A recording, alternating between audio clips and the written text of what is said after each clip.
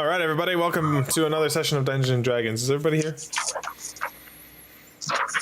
Yeah. I haven't heard Zach. He's there. Probably just being quiet. He's the main reason I asked, but I think I saw his circle light I up. said yes. There you are. Oh, okay, sorry. Everybody talked at the same time. Yeah, they didn't hear you over me. Matt's too loud. But since I was the one speaking, I could still hear him. That's unfair. Okay, well, Howard, would you like to give us a summary of what happened last time? So the party finally arrived in Succumber, and immediately upon arrival, Marin went looking for Ferriser. And after hearing that he was doing so, Howard said the name sounded familiar to him and decided to go with him. While the rest of the party, Sid, Nerif, and Hadar, went to the main keep to gain more information about where we're heading off to. During Howard and Marin's search, they kind of went to the general store, view of the inns, learned that Ferriser was actually a female, but Howard was unable to find her anywhere. But it turns out that Marin, I was actually encountered her and was given a gift, a crystal that was supposedly supposed to give him power.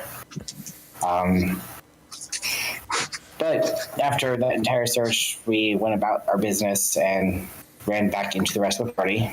Meanwhile, Sid, Nerif, and Hadar met with Lord Derek Blindstrike, who turned out to be the lord of this Succumber. They did receive information from ruins as to where it was located, along with just general advice on how to get there. But they had told him that they had information on the giants and how to defeat them, and their information was a little lacking in his eyes.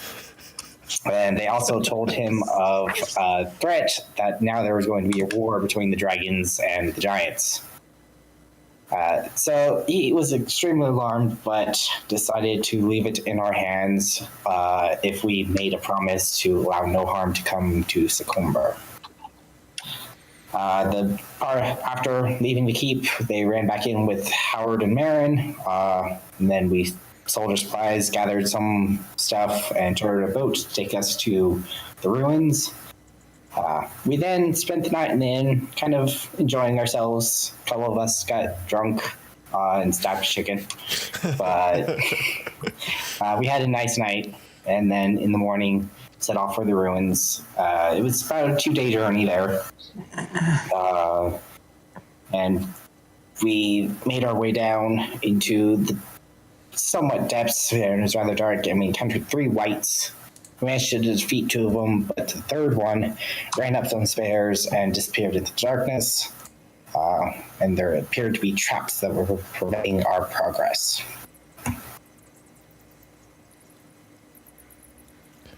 And that is where we left off. That is where we left off. So, as this battle begins to die down, Mara, if you find yourself still standing on the steps, and as you look behind you, you see your friend Sid. He begins to just slowly become translucent and fade and disappear. Well, all right then. Sid, where are you going? And as I say that, I activate my wand of magic protection. What did you yell out? I didn't quite hear it. Sid, where are you going? So your wand of magic detection, it reveals... Oh, crap, I had these memorized earlier, the different classes of magic. I think it's abjuration. I'm going to try and grab him.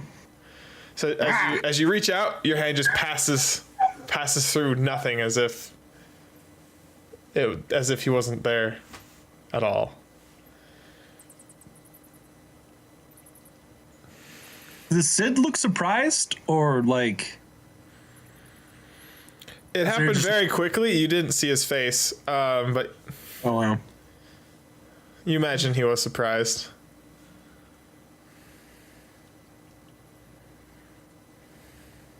Well, looks like he may have gone back to his original plane, but I don't know. I have a feeling that's not the last we'll see of Sid. Yeah.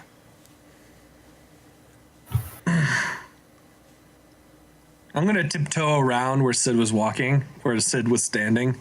So I'm like right behind Neref. As you begin to tiptoe up the steps, you step on a step and it goes click. Make a dexterity saving throw. Oh, shoot. Glad I'm not over there.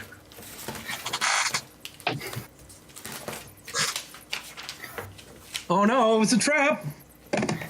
Yes, we just saw now get burned by those. By the way, do I see anything on these steps? Magical Yes. wise? Yeah, I got just a 26. A 26. So as you hear click, you immediately jump back as just a gout of flame just goes from the floor on the step that you were standing on. Whoa. Is that going to happen every time? Did my phone just die? Crap. Give me a second.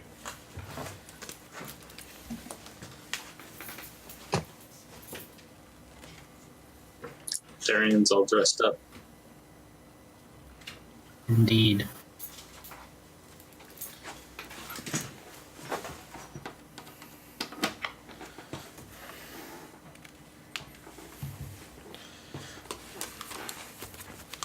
Sorry about that. There were important things on my phone, and it is now dead.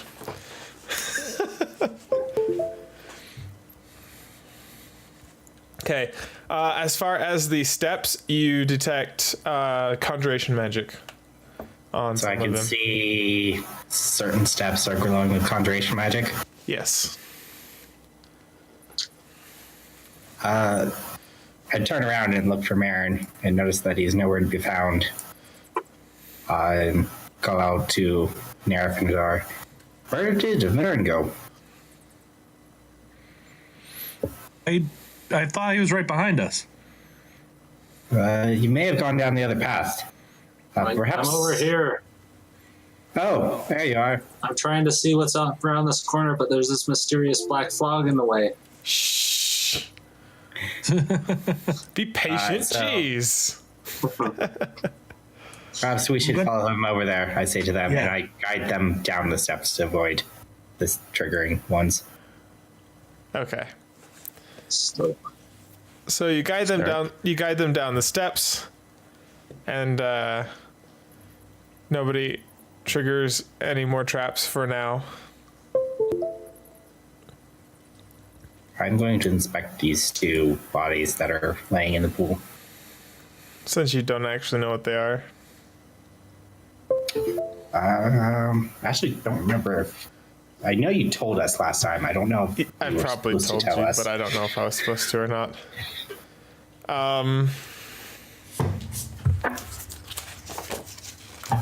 Make an investigation check.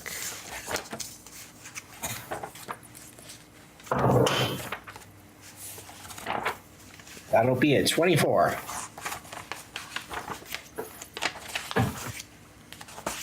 Okay.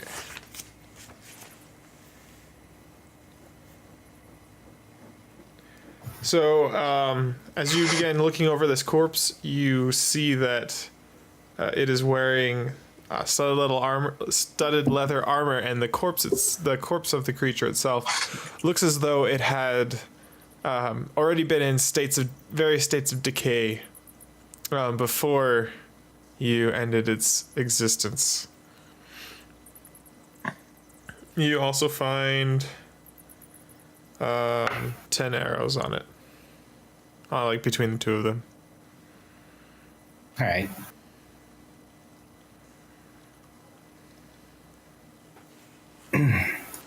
So nothing else on them or anything? Not from just your investigating. Okay.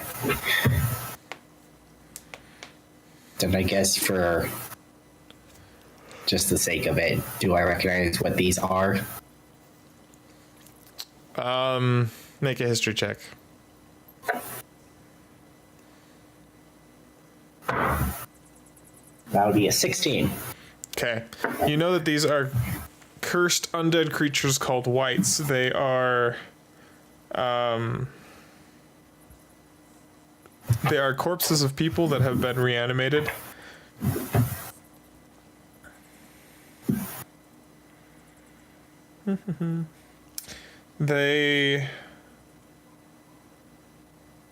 You know that they follow they generally follow the creature that reanimated them to follow their orders. Guys, I think we're dealing with some sort of necromancer. And he probably knows that we're here since one of these wights got away. Oh, Well, that's nice.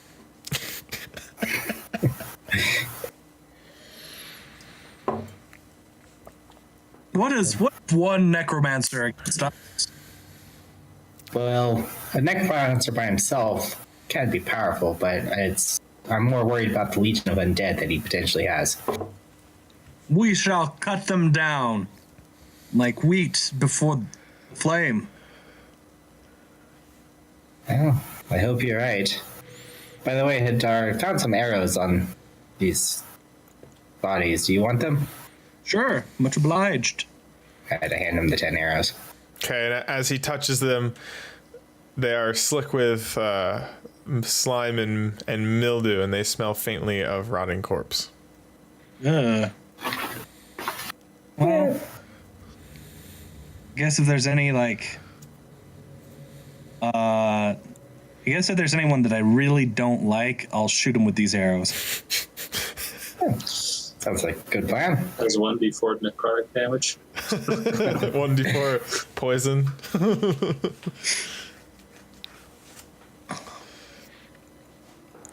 Okay, Marin, as you turn the corner, you see the ground rises up in a slope, and there are two barred doors on the other end of the hallway. What are the doors like? Are they wood, stone? They're wooden doors. Yes. I'm gonna look for traps. Check for traps. Yes. Okay. Make an investigation check.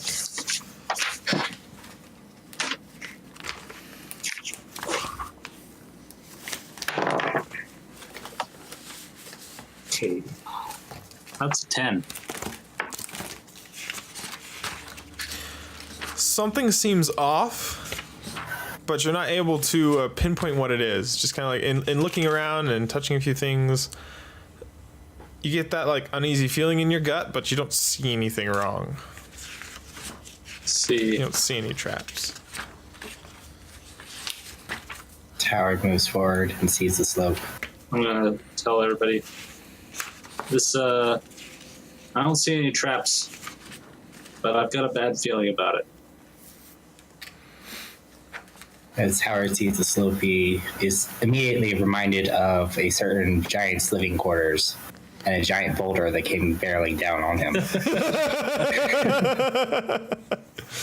It only happened once, okay? Are those just doors on the other end of the slope?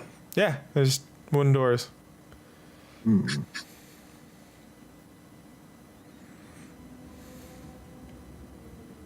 Let's see. Yeah. Howard, Yeah? you wouldn't happen to have like a unseen servant or mage hand spell? I do have the mage hand. Seen me use it a few times. Maybe try pushing the door open with Just a moment. So I'm going to take a look around. Do I see any magical auras in this area? You do not see any magical auras in this area. Okay. Then I'm going to move a little bit closer, make sure I'm within range, and cast a mage hand to kind of push on the doors. So as you push on the doors with the mage hand, make a strength check. Okay. So athletics. I'm pretty sure that mage hand you're supposed to use your own skill, your own stats. When It's a 15. 15. Okay, so there is some resistance. Your mage hand kind of struggles to push on the doors, but they do slowly open. Just a little bit, just a crack. Okay. Must be. Are they opening They're out or opening in? inwards. Okay. It seems like my mage hand is having some trouble. There might be something blocking the door from the inside. See. I'm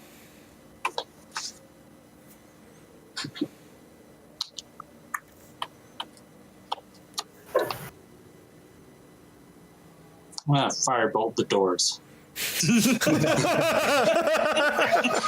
I'm going to quickly move out of the way.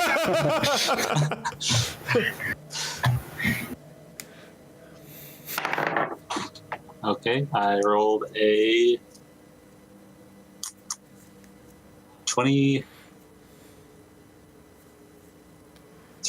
Describe how the spell works for me. I want to kind of know what it looks like. It is a small ball of fire, kind of like, in Skyrim, the firebolt spell. I imagine it looks like that. It's just like a little fireball that comes out of your hand. Yeah. Okay. So as you raise your hand and conjuring magical flame, throw it forward. The small ball of fire impacts the door and splashes across it. How much damage? How much fire damage does it do? Let's find out. It's pretty hard to miss a door, I'm not gonna lie. 7, 2. That's 9 damage. 9 damage.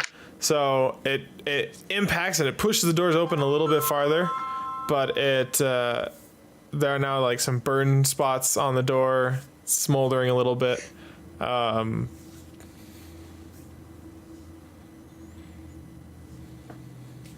it did not blow them apart.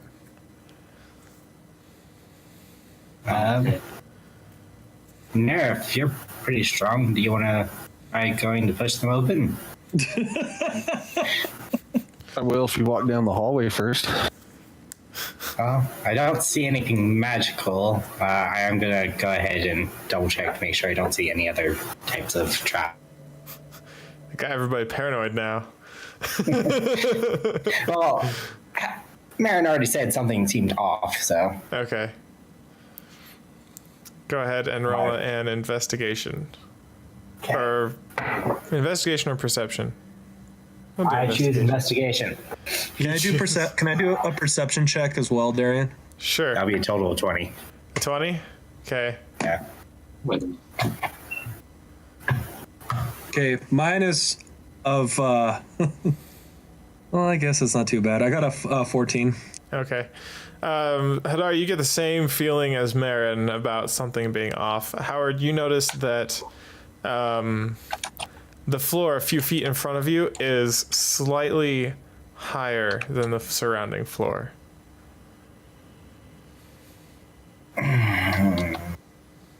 Seems like it might be some sort of pressure plate. So just the entire slope is raised a little higher? So it's like, so there's the flat floor, and then there is a slight increase before the floor starts to tilt up.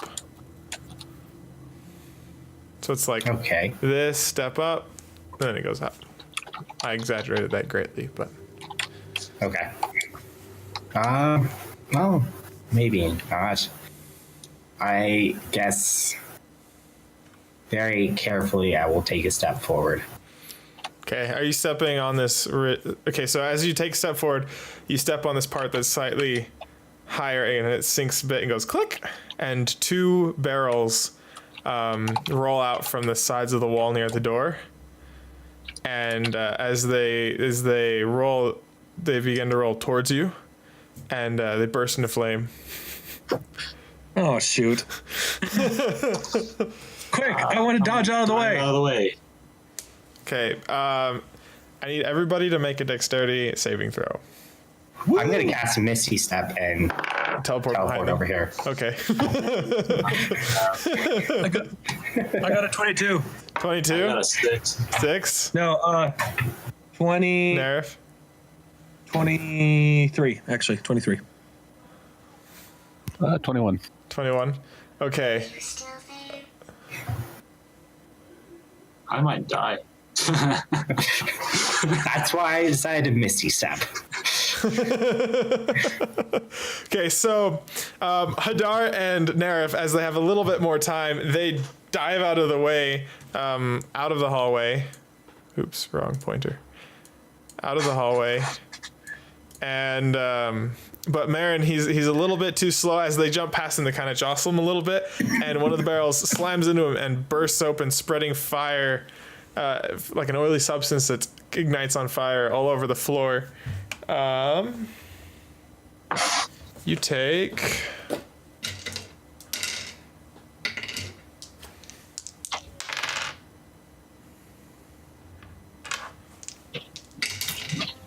11 fire damage.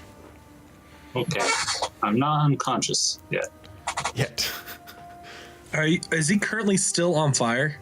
Yeah. He's been splashed with this fiery stuff. Oh shit. Not good. Could I use my dragon breath to put him out?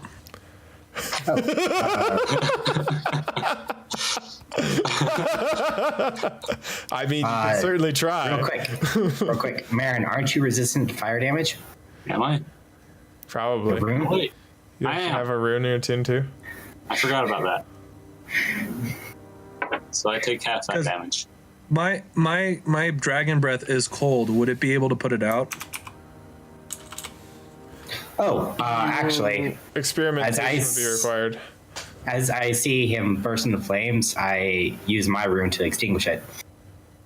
Oh, Yeah, does that require you to touch, or is it... No, it's Spoken word. within 10 feet. Okay. So as Marin bursts into flames, Howard quickly points at him, shouts a word, and the flames die down, but he's still standing in a puddle of flames. I quickly remove myself from the puddle of flames.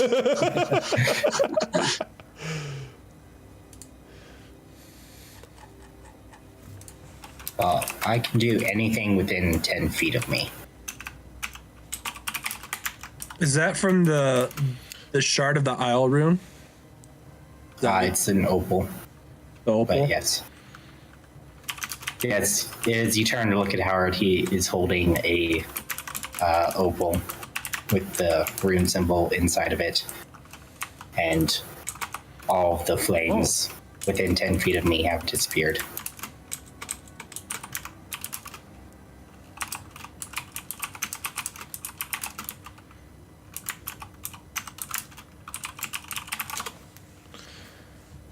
Those things came in handy after all.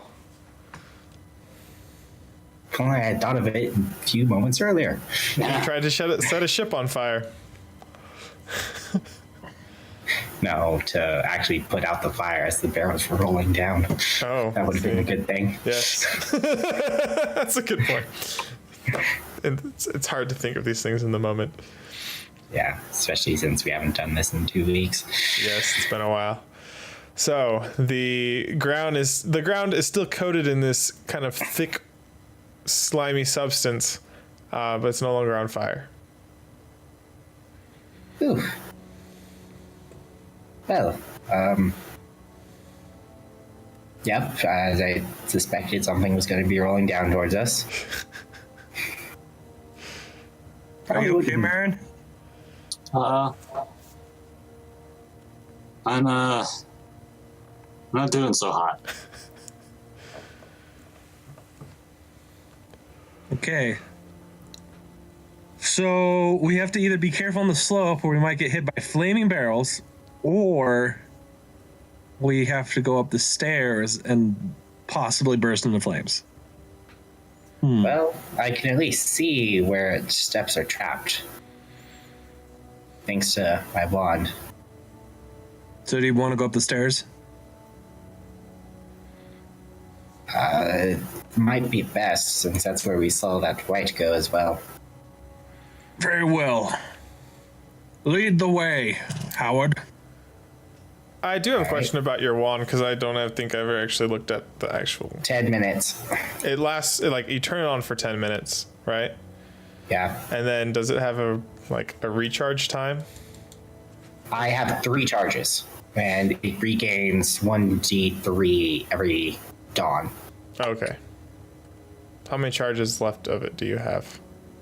Since I used one and I haven't used it for a while, I have 2 charges left. Okay. That should work then. All right. By the way, do you want to get rid of Sid's token? Yeah, that'd be a good idea. I'm just gonna stick him on the GM layer. That works. That way I remember where he is when he comes back. Okay. Are you guys ready to go? Yeah.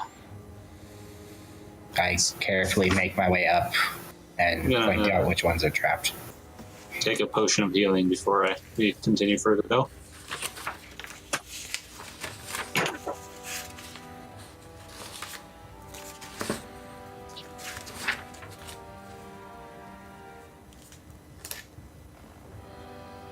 I don't remember what that is, though. It's just a basic one, right? Uh,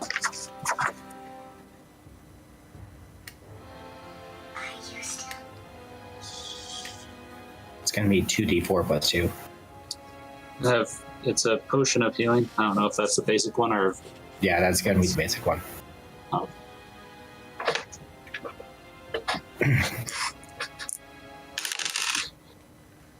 Oh, goody.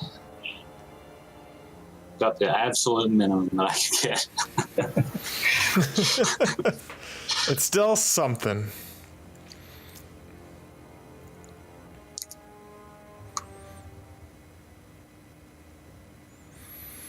Okay, so Howard, as you step on the first trap and you look up, you realize that it's going to be very difficult for a person of your stature to easily make it up these stairs as they're kind of pitched backwards. Almost as if, so instead of being flat stairs like this, they're angled slightly. So it makes it harder to jump up to the next step. But the white made it up just fine. Yes. Oh, You're half his size. So I can still jump rather well. That's right. So make an acrobatics check. Who says gnomes can't jump? Nobody does. Nobody says gnomes can't jump. I'm just letting him know why he needs to That's start silly. rolling some dice. How many of these are going to potentially make me roll? Only the gonna ones ask that right might away. land you in trouble. Okay. Because otherwise we'd be here for Ever. like 25 rolls, 20 rolls. Yeah, no, let's not. Is it 10 good enough? Yeah, Oh, so wait. the first, you jump over the first trap step as your party follows behind you. Go ahead and make another one. Just looking, how many of these do I think I see that could potentially cause me issues? Let's say 3. Okay. And that's after Yeah, 3 more? Or 3 just, more. 3 more. Okay. All right. Natural 20. You just leap over the next step. It's graceful as a deer. It's rather fantastic. Hey, Narif. Another natural 20. I never thought a gnome could be so graceful in jumping. Maybe he has springs in his heels. I wouldn't put it past him. Wish I had springs in my heels. So that was the second natural 20. Yep, so one more. wait, what? We're getting all his natural 20s out of the way right now. I know. It's bad. This is a very bad thing. And there it is. That's a 5. Okay, on the last one, as you so confident in your jumping ability, you leap to the next one and your foot catches on the stair and you slip and fall onto the step that you know to be trapped as it begins to glow with a red hum. Make your dexterity saving throw. Can I do a dex roll to see if I can just grab him because I'm right behind him? Can I see if I can just grab him? Like trying to pull him off? Yeah, of the step? Could my roll like give him a benefit? Could we do that? I'd say this is happening pretty quickly. Howard, what did you roll? I'm a very fast guy. You can make a sleight of hand check. Oh, fine. And we'll see what you get. I got a 5 again. Okay. I got a natural 1. Okay. So as Howard lands on this stair, Hadari, with fear, you go to grab him, and right as your arms touch him, the stair bursts into flames, searing your hands and burning Howard. You take... Oh, God. That was the last time I tried to be helpful. Howard, you take 5 fire damage, and Hadar, you take 1. Oh, that's not bad. Nah. Hot.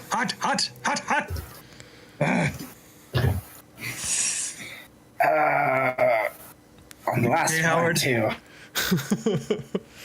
Just Give me a little crispy. Yes, thank you for trying to help, though. I appreciate it. And I jump onto the next step after, and just be sure to watch out for that one, and continue on the rest of the way. Okay.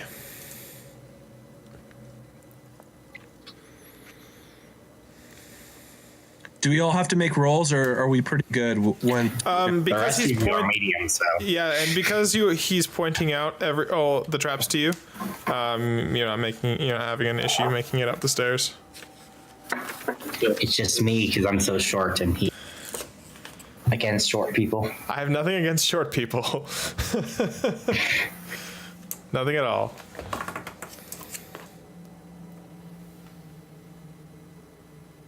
What do we see as we make it to the top of the steps? Okay, so as Nerf, you coming? Yeah, sorry. So as everybody makes it to the top of the steps, you see a circular chamber with passages leading off to the north and to the east. Like other rooms in this area, there is mold growing everywhere, and the pungent stench of rot and stale water is still attacking your nostrils. In the middle, this red ring is a pool of water. It's similar to appearance as the one that was in the room before it. He really likes these pools of murky water. Yes. I wonder if they somehow help his necromancy in any way. He may just like the stale stench of rotten water. Well, you do recall this is a ruin of a keep, so these were most likely had utilitarian purposes. Does the roof open up above us? No, this is an underground portion of the keep. So the Okay, top has mostly fallen away. This is essentially the dungeon area. So it was always stale water stench down here. I wonder what they used it for. It wasn't necessarily stale. It might just be that whatever mechanisms refresh the supply have failed as time went on. Yeah, that's a possibility as well. And is there a door or anything over here? Or No, it's just a passageway. okay, I peek down the passageway. Hey gang, maybe we should split up and search for clues. As you peek I down the think that's a passageway, terrible you idea. hear a familiar growling sound. I yell to the others, "Hey, I found the light!" Everybody roll initiative. There. If you're going to attack it, which I assume you are.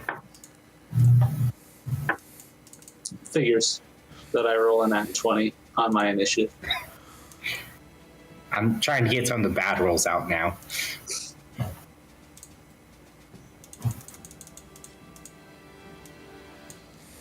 Why'd you delete them all? Oh, because I'm used to going to a new page and not being able to reuse the stuff that's there. So you delete, because for some reason in Roll20 it stays in there even if you switch pages, but you guys can't see it. What if I switch a page?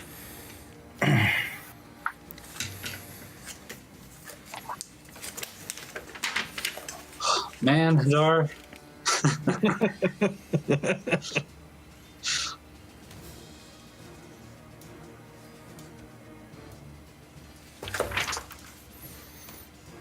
I'm so speedy.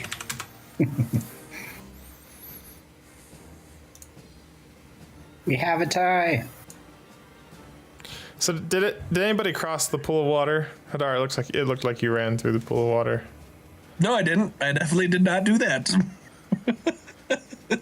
Why not? Give me a good reason. Because I'm very careful and I don't want the stale stench of pool water on me. Waterborne illnesses. Exactly that one. Waterborne illnesses. Hadar used to live in a swamp. He is petrified. WTDs. Exactly. It's just the worst. Okay. Kind of wish let me order Dragonborn this. like had the ability of Argonians, so I could be immune That would be cool. and breathe underwater. Maybe green ones too. But Hadar, as you make a wait, what's your passive perception? Passive perception is 16. Yeah, so as you run by the pool, you see something shiny in the bottom of it. Is it attractive? Do I want to go in there? You just saw something shiny, And then like Howard a called glint, out like a that glint the of metal. light. Yeah. Hadar, it's your turn. I'll keep that in mind. I'm just gonna fire an arrow at it. You do not have line of sight. Oh, son of a! Dang it, that's right. Son of a diddly. Let's see. Will I have enough? Okay. I guess that made no sense why I ran over there. Okay, I'm gonna walk over here, around the pool of water. Do I have line of sight now? Yes, you can see over Howard. Okay, so wait. I'm gonna shoot an arrow at him. I'm Okay. gonna use the silver arrow.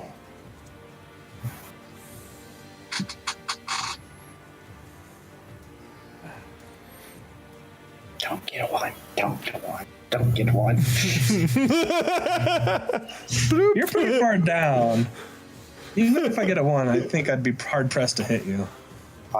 You're aiming in my exact direction. So You've lined up him and the white. The only reason you're going to hit the white is because Howard is shorter than it. Okay, I got a.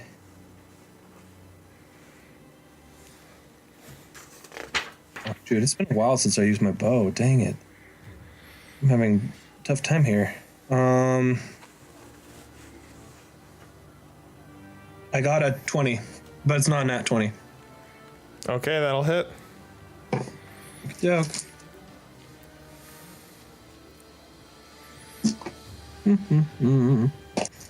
What always happens?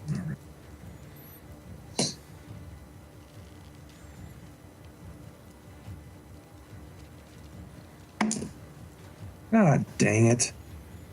I got a 7. 7.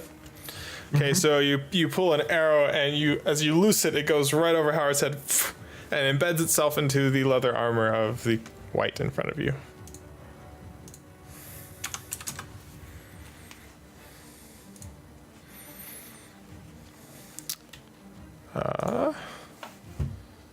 Marin.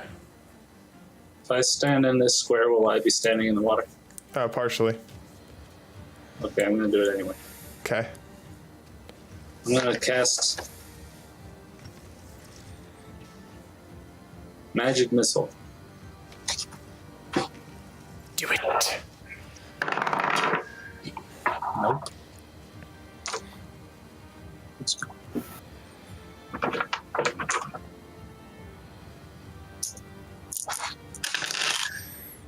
Dos. Trace. Trace. Three is 11 damage. All right, you stretch forth your hand, and purple balls of energy streak towards the right and slam into it in multiple areas. Righty. That's my turn. Oh, wait. I'll get out of the way first. Right, that's my turn. Okay, the white moves towards Howard.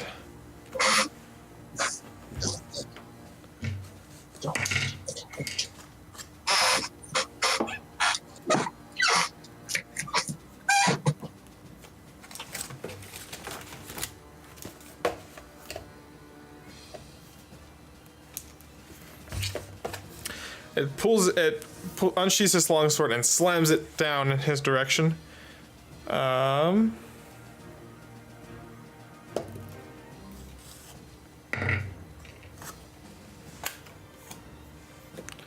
Let's see. Where are the damage die? What do you get to hit? A 16 and a 14. I'm going to use my reaction cast shield. On which one? It's just on the first attack and it goes until my next round. Oh, okay. And what does that raise your AC to?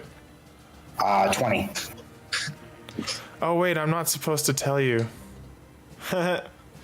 No, you typically tell us what the to hit is. with how shield works, you're supposed to declare whether you use it or not before you know if you got hit or not. Like, that is something we haven't established. yeah, if you People read do it both ways. if you read like the actual description of shield, it says that in there. But we already did Actually, it. I don't think it does. We already did it. So Okay. its longsword impacts the magical barrier you're able to throw up just in the nick of time.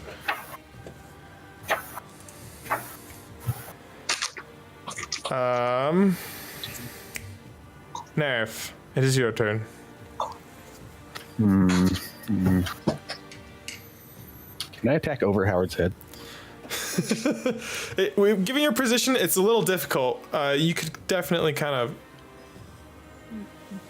of push him to the side, but you wouldn't be able. So you could.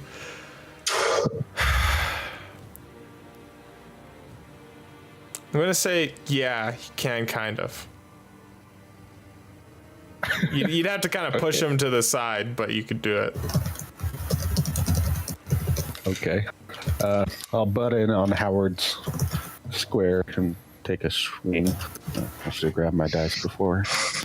That was...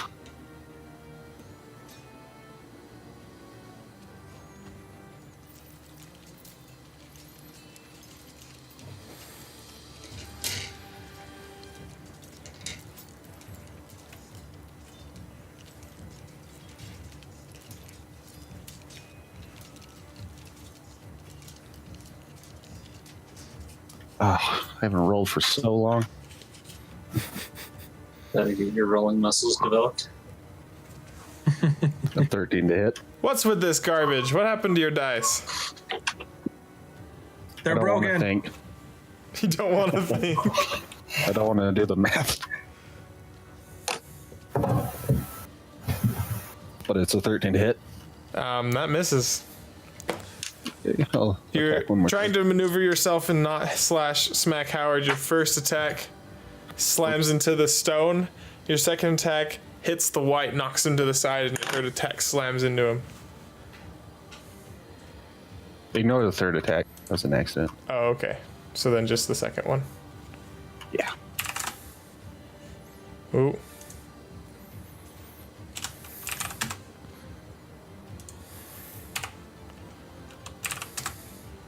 The way Roll20 handles renaming items is stupid. I see just a bunch of boxes. Howard, it's your turn. Yes. I'm going to double check something real quick.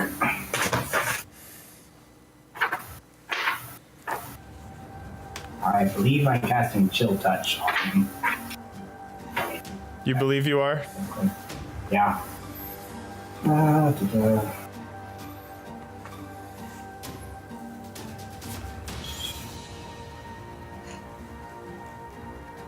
Yeah, I'll do it anyway. Yeah, I'm going to be casting Chill Touch. Is that cold damage, I'm guessing? It is necrotic damage. Okay. And if it hits, then an undead target has disadvantage on attack rolls against me until the end of my next turn. Okay.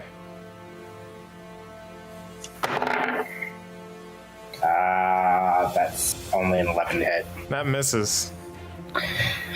Then I do nothing.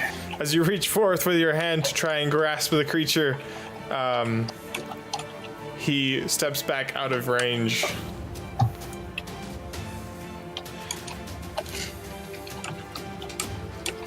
My turn? Just a second.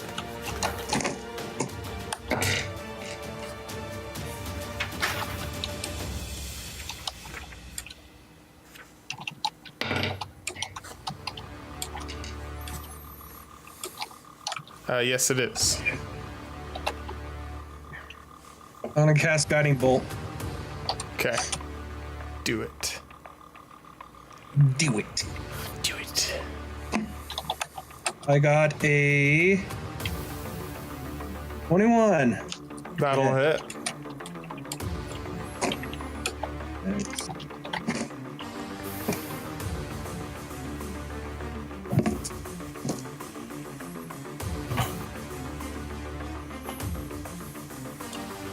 Son of guns. There you are.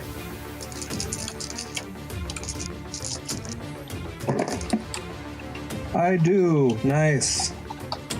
11, 12, 16 radiant damage. 16? Yeah. How do you want to do this?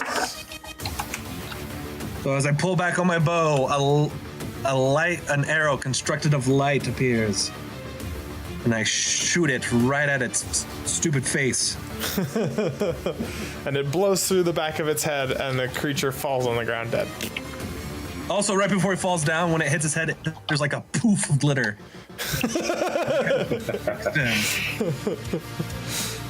Why was his head filled with glitter? No questions nobody will have the answer to.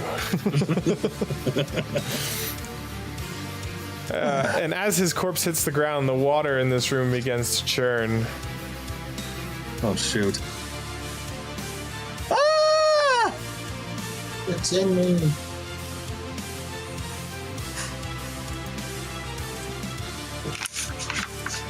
Oh no. Before I end my turn, can I do a perception check? What for? I want to see if that metal thing I saw is still on the pool. Sure, make a perception check.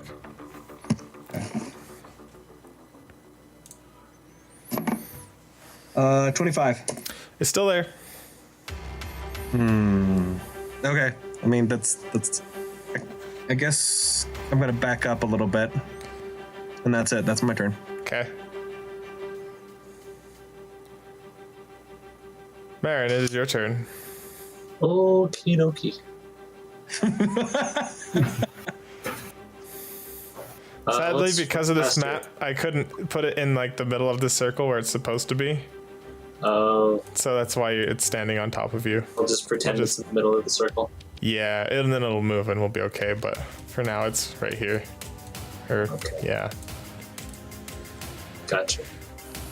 Okay, so is there a door here, or It's just an entryway. I didn't erase those lines because I can't on Dungeonographer, That's- I think. that's fine. I'm gonna move kind of right to here, and I'm gonna cast mirror image. This is the one that they have a percentile chance of hitting you or hitting a shadow, right? Yeah, I'm looking at exactly how it works, but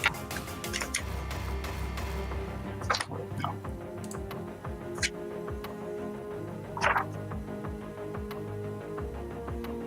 All right. 3 illusory me's.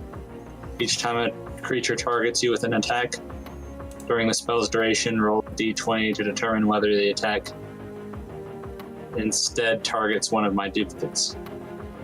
If I have 3 duplicates, roll a 6 or higher to change the attack to a duplicate.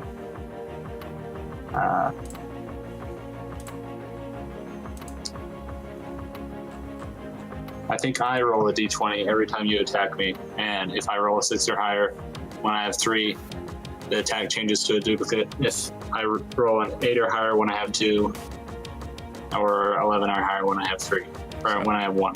Sounds good. All right. And that's the end of my turn.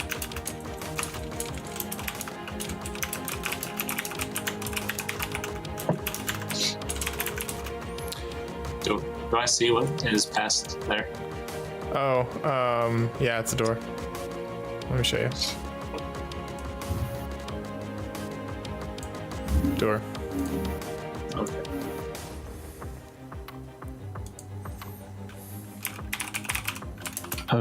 Okay. Did you describe what it was?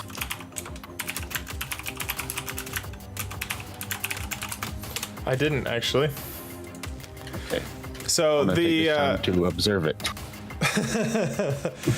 the pool of water begins to shift and froth as it rises up, defying gravity, and takes the shape of some serpentine-like creature that is made out of the murky water in this pool.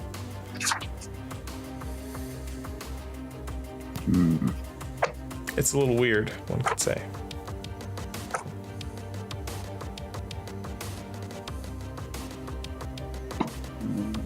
Okay. I will step forward towards it around the ring. Yeah, pretend it's the ring right now. And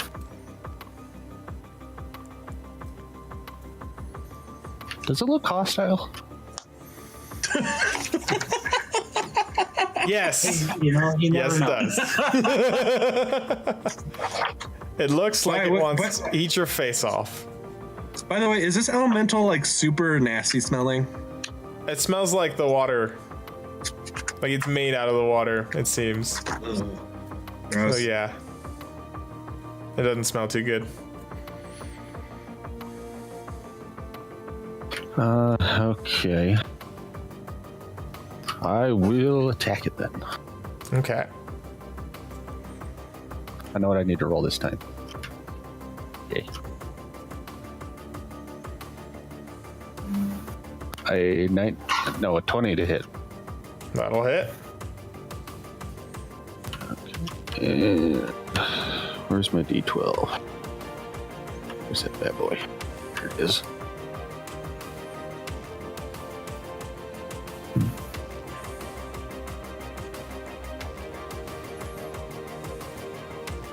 That'll be 11 damage.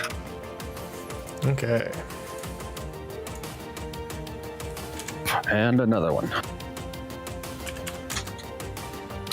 Ooh, a 12 to hit. Unfortunately, as you swing with your blade, as you cut towards this creature, the water seems to move around your axe as you do no damage to it. And that'll be my turn. Okay.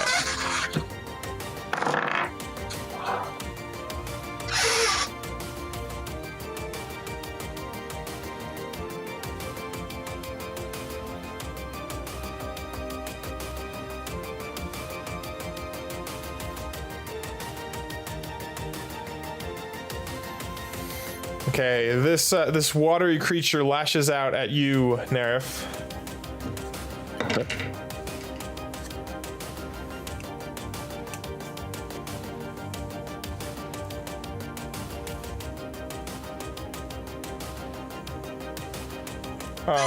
Unfortunately, for the creature, you're able to dodge out of the way and avoid taking any damage at all. Howard. Sweet.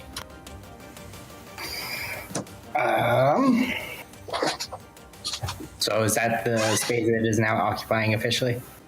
No, it's still in the red circle. I wish I could put it in there, but sadly I cannot. Then why didn't it not move on its turn? Because I didn't read the description of it. I forgot. Here. Fixed. I'm fine with it. Well, I'm thinking it's somewhat important for what I wish to do. 5, 10, 15, 25. So I'll move here and cast a lightning bolt at this water monstrosity. Okay.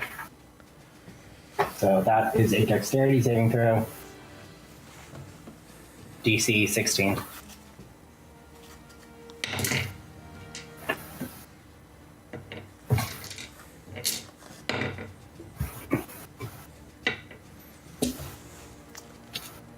All right.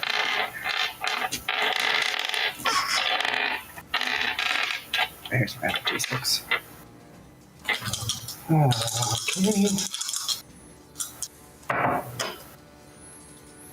10,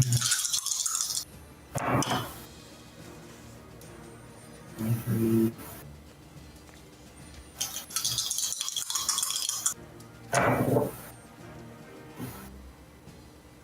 That's 25 points of lightning damage.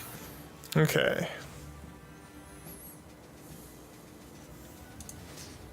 If it failed. If it failed? So what Yes. what did you roll? Just tell me that one. 8. So I rolled a total of 25. So that's if it's failed, it takes 25. If Oh, okay. it succeeded, it takes half. Oh yeah, I always think that backwards for some reason. Okay, so as you stretch forth your hand and summon your arcane electricity, it courses through the water and electrocutes this creature. All right. I moved 5, 10.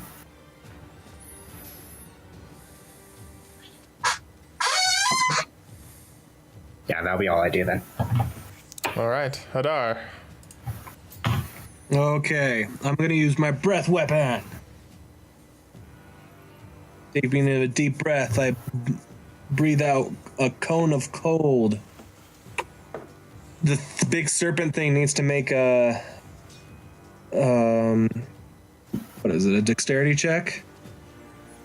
Or no? Hold on. I was just rereading this up.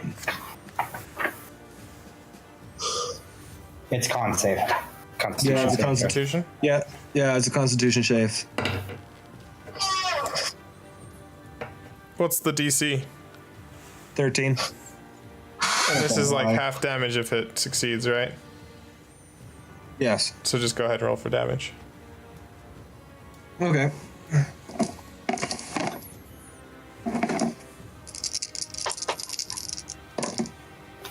I got a 13. Okay. So as your breath weapon shoots out and begins, it freezes some of the freestanding water, and it seems to agitate this creature.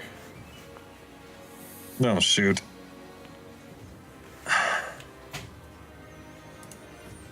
Anything else? No, that's it. I moved him a little bit further up. Yeah. Okay. Marin.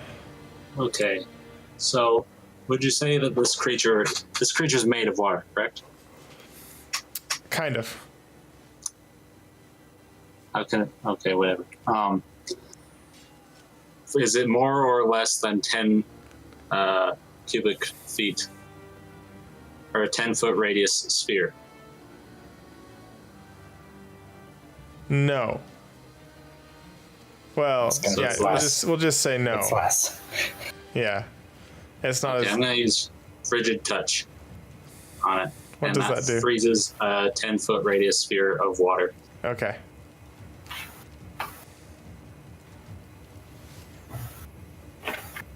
Does that do damage? No, it just freezes it. Okay. So, You have to touch it, right? yeah. Okay, so you reach out and you put your hand, like, you're trying to avoid the creature. You touch the pool of water, and the water, ice crystals shoot out from your hand, and the water around this creature immediately freezes, and it begins to kind of move up the creature. And you see frost form on the outside of it, but the creature is still mobile.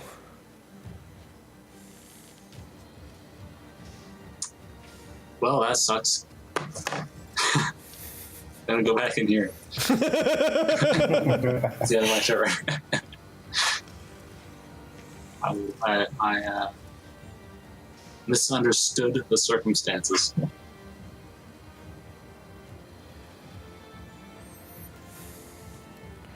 Okay, that's the end of my turn. Okay. Nerf.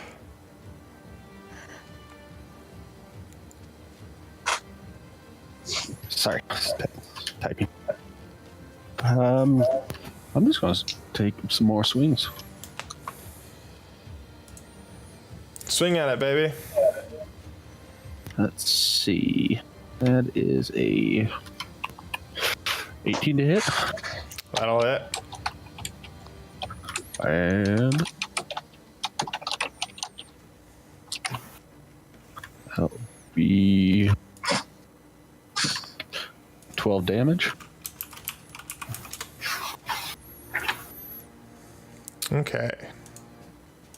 And next one will be a 15 to hit, That'll hit. and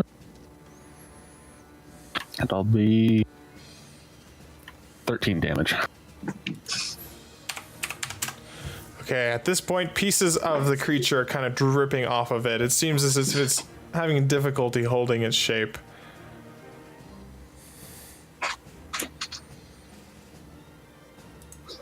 Excellent. That'll be my turn. Okay.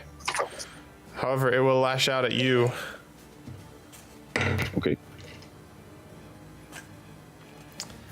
That is a 24 to hit. Oh yeah. Oh, 20. Wait. 23, but Yeah. same thing. Make a... Oh, wait, never mind. You are also grappled as this creature kind of grabs you and it surrounds you. Oh boy. You take 12 bludgeoning damage as well. Okay. But I don't get to contest the grapple. Nope, you are grappled. You can try to break free on your turn. Okay. Nerf, no! And it begins to slowly drag you into the pool of water. Howard.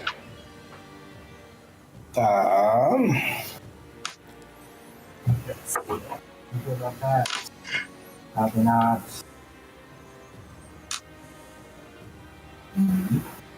I'm just gonna cast Chill Touch on it.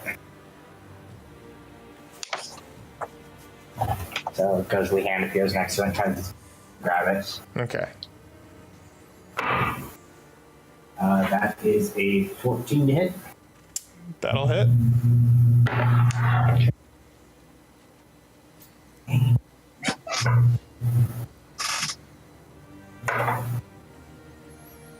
So it takes 2 necrotic damage. Haha. I've rolled the minimum damage on that. And I can't regain any hit points. Okay. Hadar. That's it. Okay, can I still see the little metal shape in the water? Yes. I'm going to try and hit it with a guiding bolt. Hit the little metal shape. Yeah. Okay. Make an attack roll. Okay.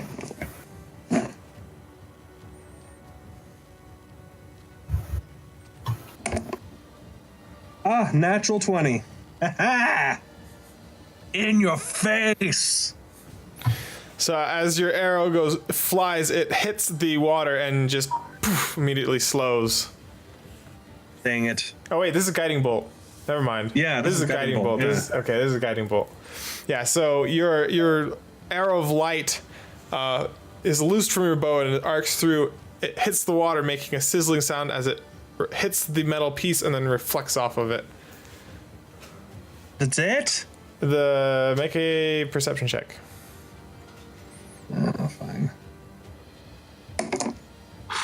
I got a 10. Yeah. The metal piece has moved. You're a little too far away to really get any details about what happened when you hit it. Okay. Is where this little metal piece, is it deep? It's probably up to your abdomen, the water. To run in and grab it, would that consist of an action? Could I not do that? I'm gonna say running in there, grabbing it, and then leaving the pool again would be an action. Yeah.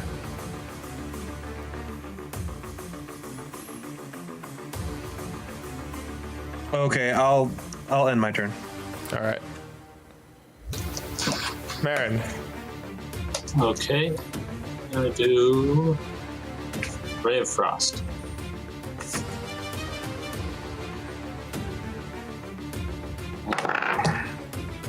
This is a 18 to hit. That'll hit.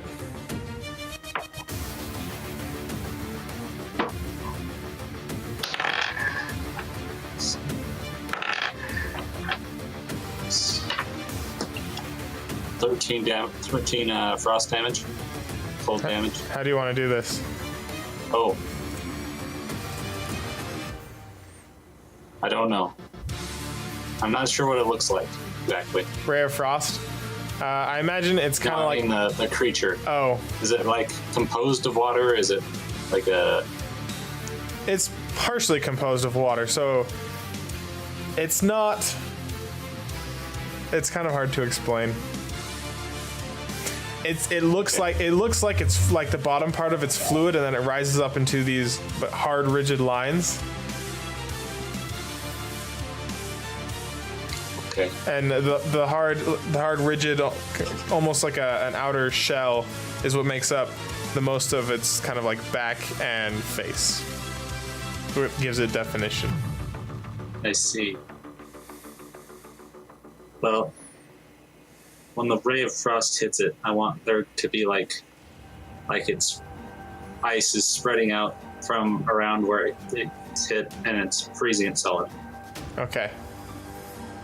There is now a solid creature sitting with its fangs bared towards Marin. A Hanerif caught in its twisted coil. So, am I frozen inside now?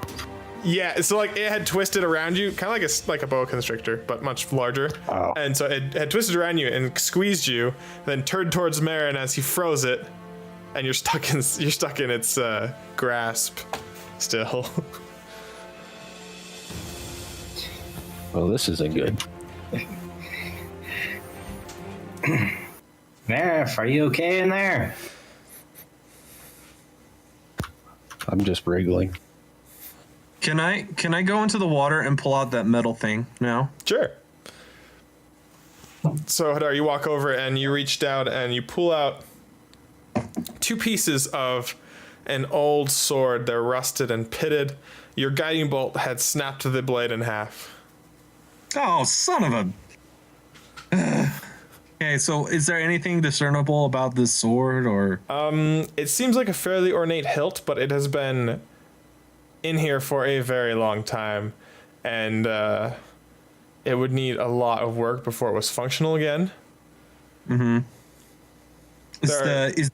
Is the blade of a precious metal, or is it just silver? The blade isn't there. The hilt has some silver wrapping on it, and some bits of small gems inlaid. A couple have fallen out, but there are about 4 that are still in there.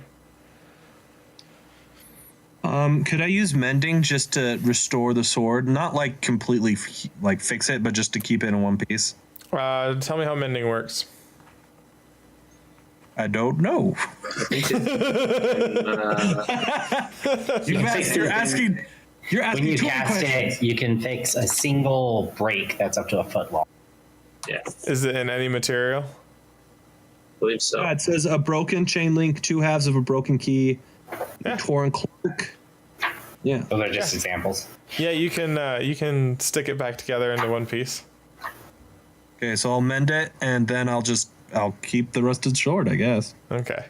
To it.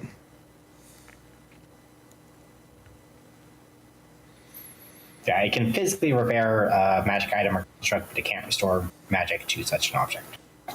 Jeez.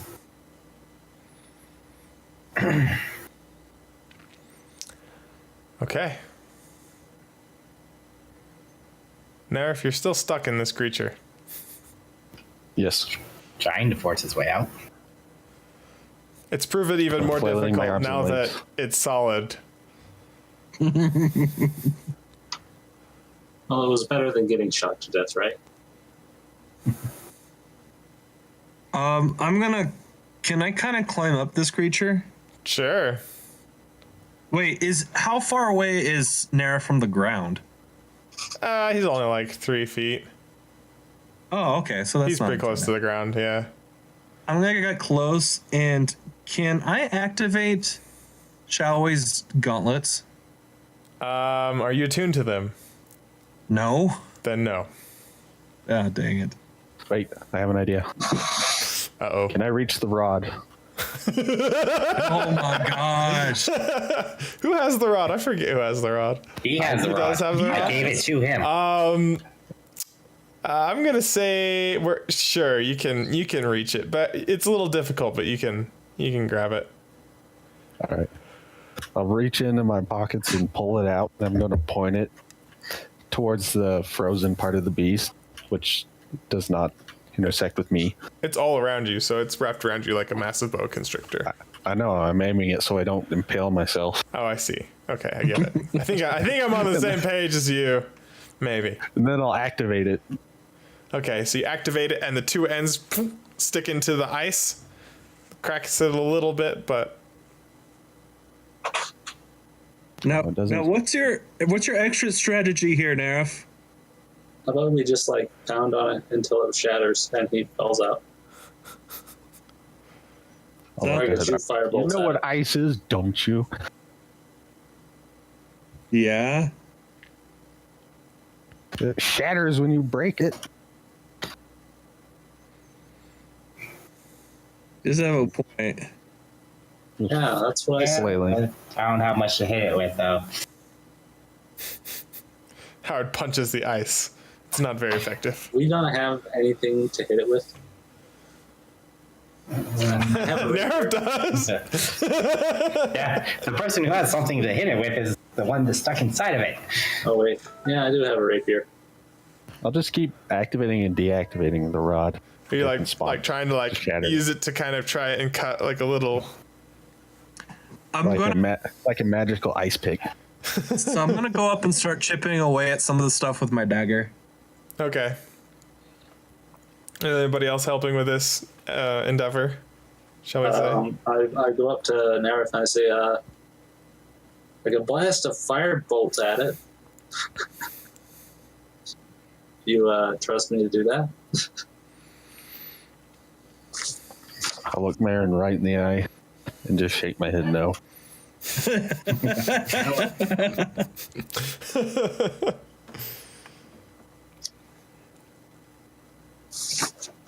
I This is create gonna a take- ball flame like I did when getting into Monk's Amulet and try and start weakening the ice a little bit.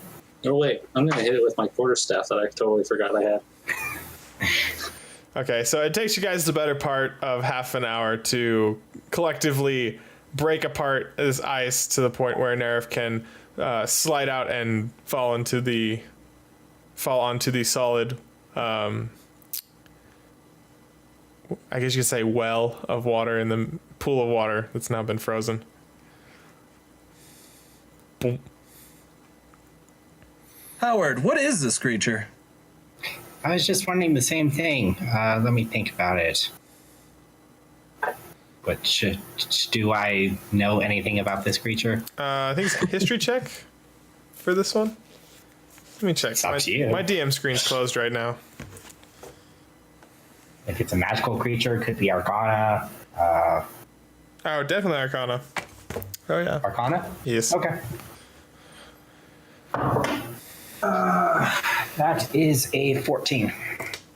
So you recognize this creature as a water weird. You don't know too much about them, other than they inhabit a definite area of water.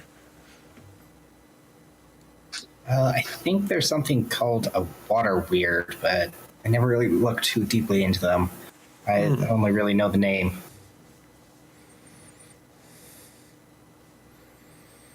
Whatever it is, it certainly didn't like being stepped on, I suppose. Yeah, I guess not. So at least now we know why there's a big old pool of stale water here. Yeah. I'm glad the other one didn't appear to be that. Yeah. What was that, Zach? Will it melt or is it permanently frozen forever? It'll melt eventually. Okay.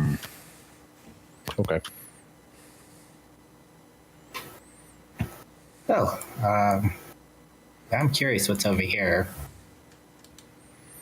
And I walk over past where the dead white is. So as you enter this room, you see some iron bars lining the lining this side and this side. It seems that they were cells of some sort. Okay, There's molded hay sitting in each of them, and a couple metal buckets that have rusted holes all over them. The doors themselves are old enough that the locks have all but rusted away. You can just easily open the doors. I'm going to take a look around and see if I can find anything that would have made the white come here. Okay, make an investigation check.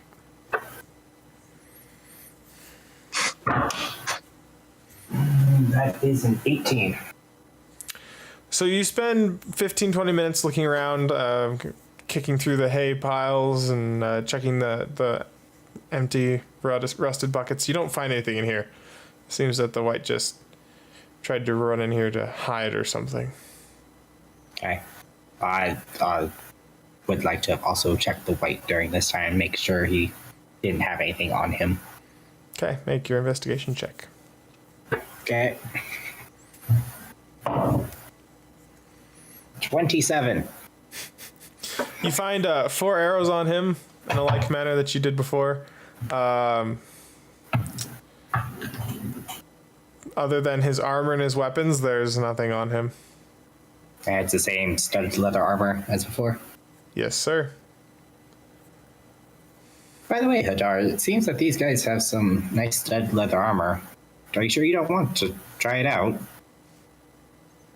I don't know. I think my scale armor is probably better than it, but let me double check. And then I walk over to him and give him 4 more arrows than I found. These are much in the same manner, the smelly, slimy arrows. Slimy arrows. Just think about it as they'll fly through the air faster because they're slick. Yeah, that's how that works. As well. Yeah, I think you're mixing up aerodynamics and fluid dynamics. Okay, well then how about this? They have extra piercing quality because they are lubricitous. Less friction, they just slather it in between the ribs. Plus, if anyone gets shot with this arrow, they're probably going to get tetanus and die. Tetanus. I don't think germ theory's been discovered here yet. Doesn't matter. They don't know that. They still die anyway. A horrible, horrible death. Oh, geez, where is it?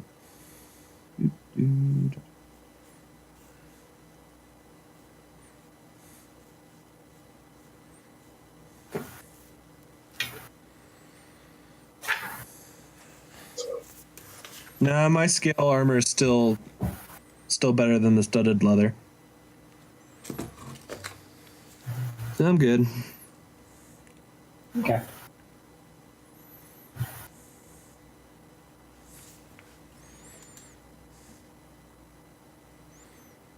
What do you do next? I will examine the doorway without walking down it. Without walking down it. Okay, make an investigation check. Or make a perception check, actually. I've done a lot of investigation checks lately. I'm tired of them. 7. It is a door. It's a pretty nice door. It's made out of good solid wood that has held up surprisingly well, but it's a door. Would you say it's mahogany? Not quite that nice. No. More like a good solid oak. Maybe a maple. I think the hallway's safe. I've already been halfway down it. No trouble. Well, A pit please opens. continue No, I'm on. just kidding.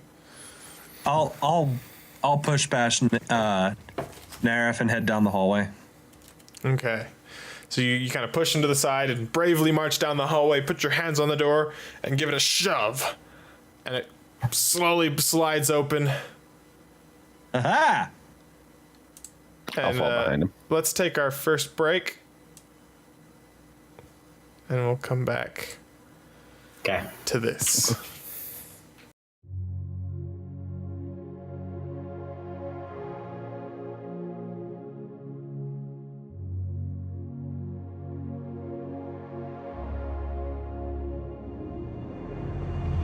Ice cold, I'm swimming against the tide. I wanna forget you, but you pull me in. I know this ocean is far too wide. I wanna forget you. Let me forget you. Push and pull, but you repel me, giving up this fight. Love and hate, we've learned the lines. I'm giving up this fight.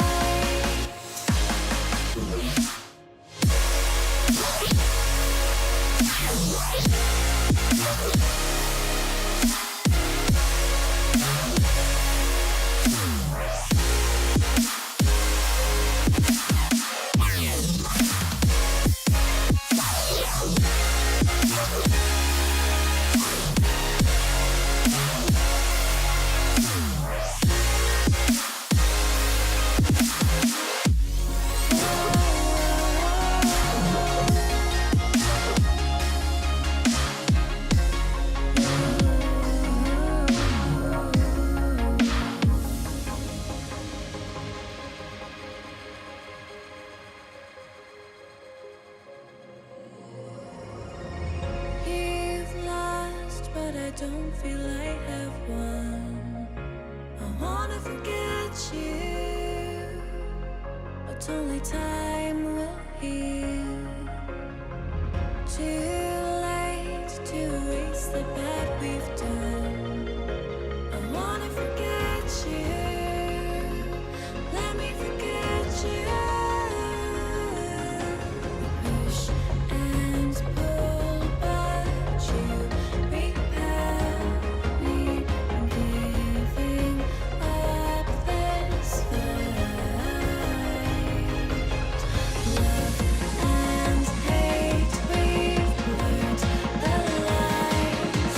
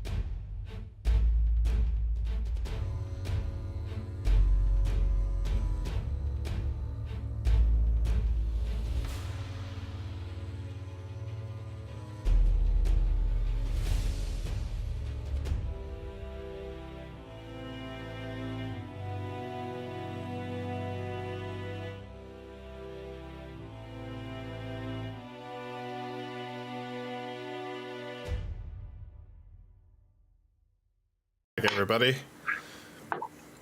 Hadar, not Howard, just pushed over this large wooden door, and you enter. You see what seems to be almost like an underground courtyard. It's just flagstones. There's nothing much in this room other than murals carved into the wall, and 2 off-shooting pathways and a doorway in front of you.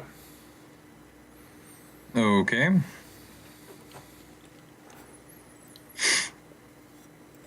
So what kind of murals are on the walls?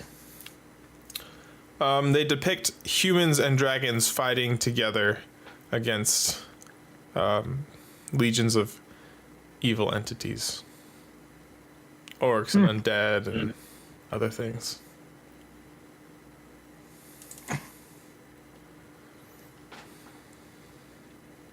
How's it looking there, Hadar? Well, it just looks like a mule room. I'm gonna step further inside. And as you do, your footsteps echo on the flagstone. There's what? Your footsteps echo on the flagstone. The jingle of your mail reverberating in this room. The silence is so quiet that every sound you make can be heard and is amplified.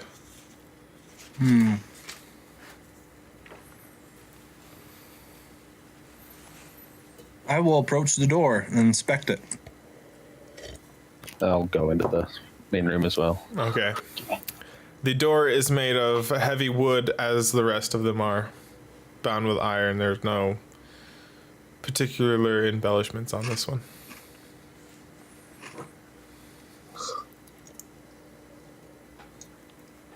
Well, which way do you guys think we should go? I'm gonna keep trying going forward. I'm gonna try and push the doors open. Okay, it takes a bit of force. These doors are very heavy, but you're able to push them open far enough to squeeze past.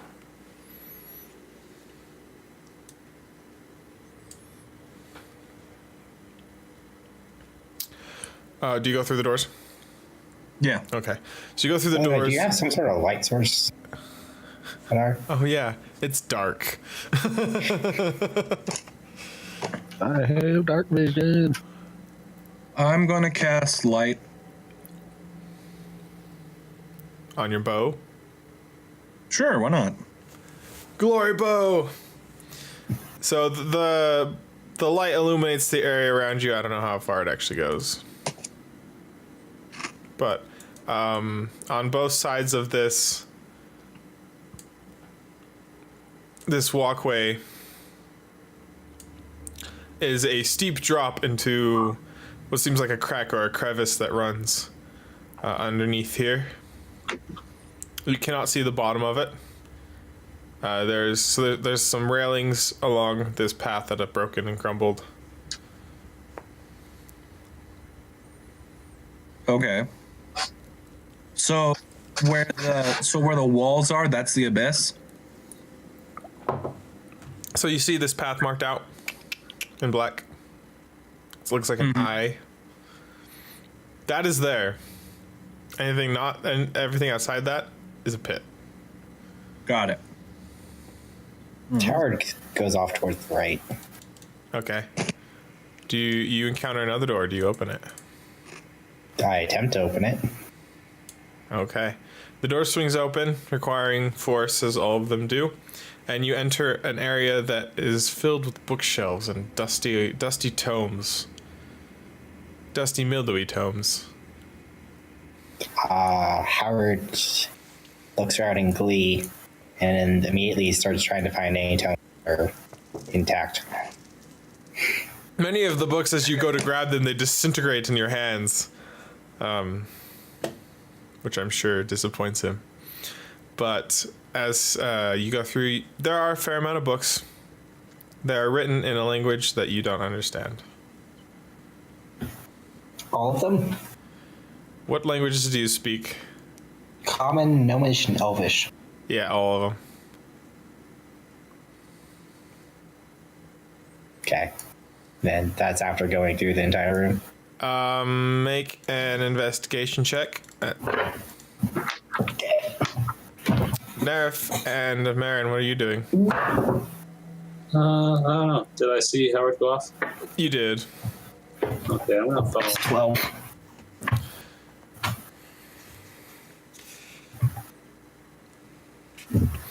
Okay. Oh man, Knowledge Seeker would have loved this place. Or it would have been another layer of hail for him.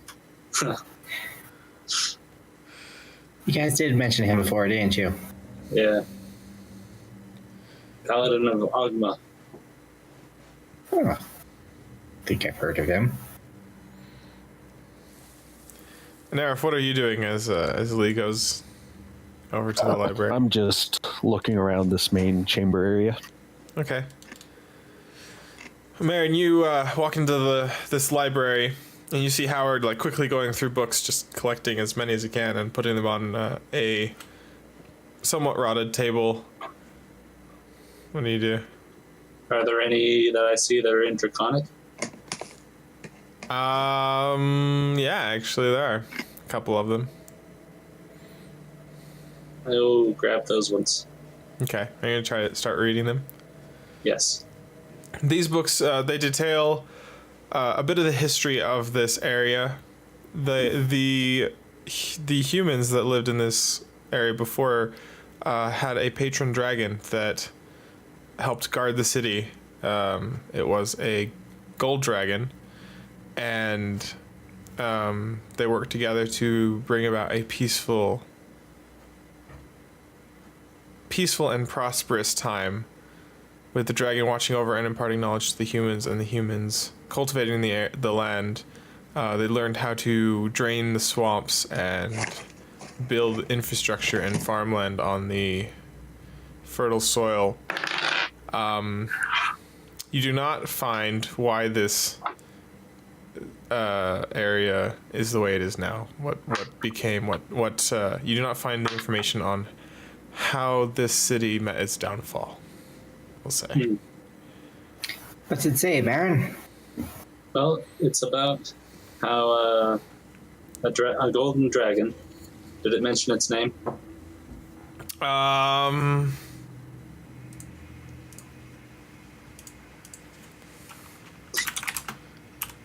Just a second.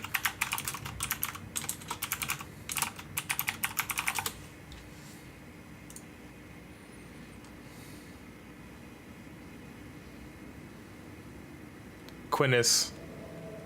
Q-Y-N-I-S. Mentioned a golden dragon known by Quinis. Or Quinis. It's pronounced. Q's are weird.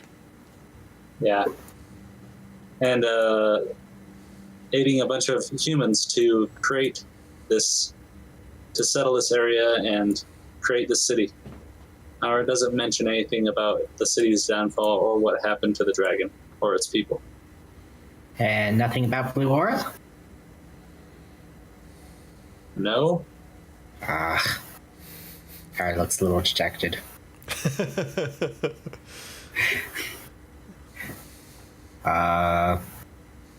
So I have searched through this, got a pile of books that are still partially intact, at least. Yep. So a lot of them are written in what Marin recognizes as Draconic. There are more of them written in a language that neither of you understand. Perhaps we might run into somebody who can read these. Yeah, I think so. Might come up as well. So I go ahead and pack up those books that we can't read. Okay. All of the books together weigh about 75 pounds. Shit. I open up my portable hole and Oh, yeah. Dump them in your portable hole.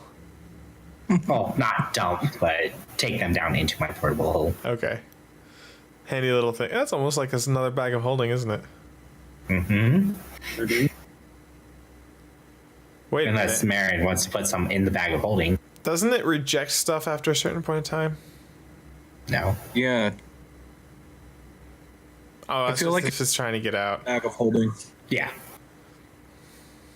Okay. You can get out of it if it's closed, but just normal objects won't try and force their way out. Unless it's an animated book, but It pops out and starts gnawing on your face. It's a mimic book.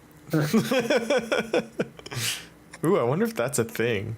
It is now. so about how many books is this?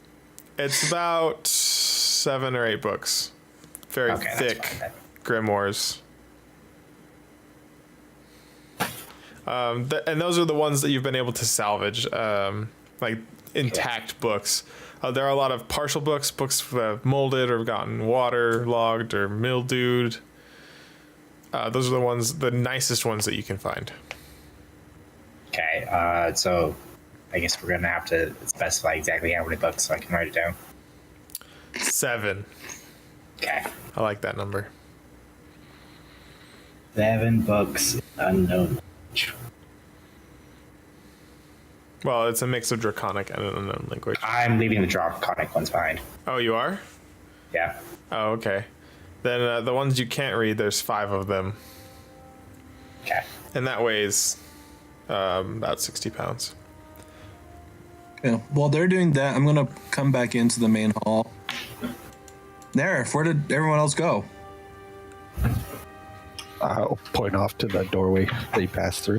That way. These books are about 12 pounds each.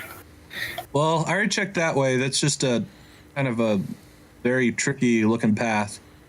Let's check out that third pathway. What the other guys didn't go down. I give a light shrug. All right. I'm gonna open the door. Well, I'm gonna go down the hallway and open the door to the other room. Just a second, let me find my map.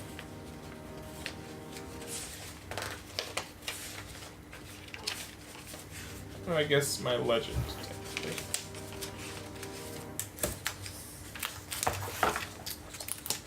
Just had it.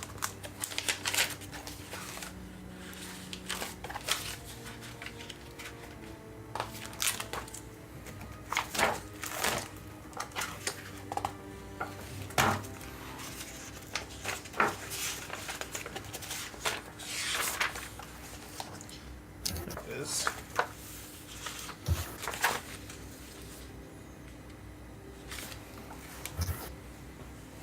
Okay. So you push open this door, and behind it, you see another door. Oh my gosh!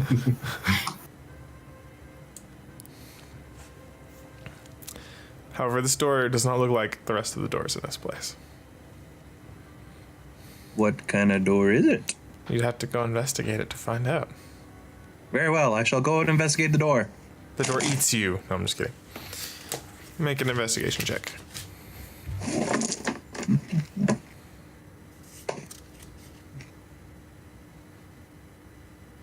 I got an 11. Okay. This door, the entirety of this door, is made of a yellowish metal akin to brass. There are pieces, cogs in it that are turning and twisting, despite the conditions that this door has been in. It is in, or the environment this door has been in. It is in pristine condition. Okay.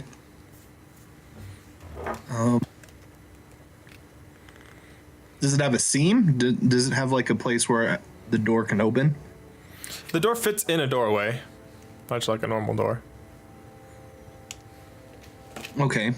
I'm gonna try pushing it.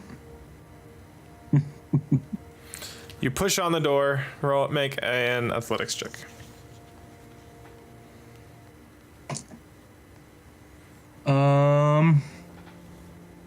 Got a 15. You push against the door and push, and it does not move.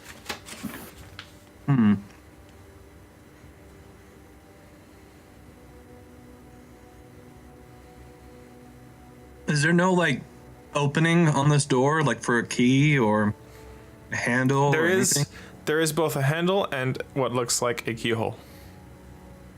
Okay. Did you say the gears were turning? Yes. Okay. What an odd door. What do you think, Nerf? What do you think we should do?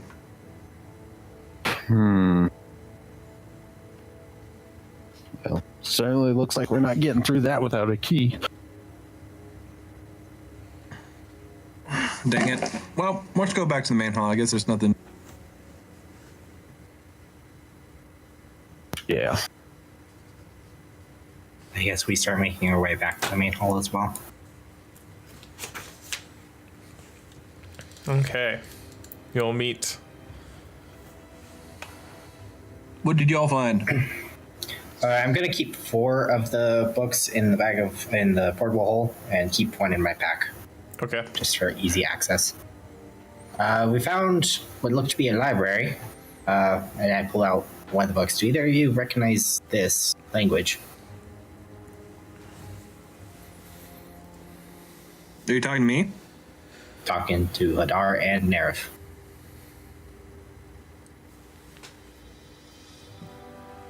I can speak Draconic, Common, Orcish, and Giantish. You do not recognize anything. Okay. I don't recognize any of those languages. And what of Nerif? Does he recognize it?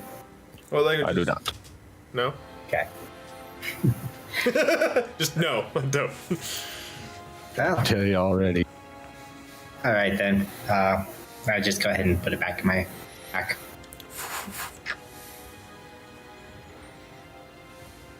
What was it down the other way? It was it led to a door that had a lot of gears on it. It looked pristine, but there was no way of opening it unless we find a key. Gears were spinning? Yes. How did you know? Just asking. Yeah, they were spinning gears on it. What if you stuck something in the gears? I don't think that would have gotten us anywhere. Besides, I didn't want to ruin the pretty door. Fair enough. Shall we continue? Yes. Next room is like a very narrow pathway, so we have to be careful. Okay.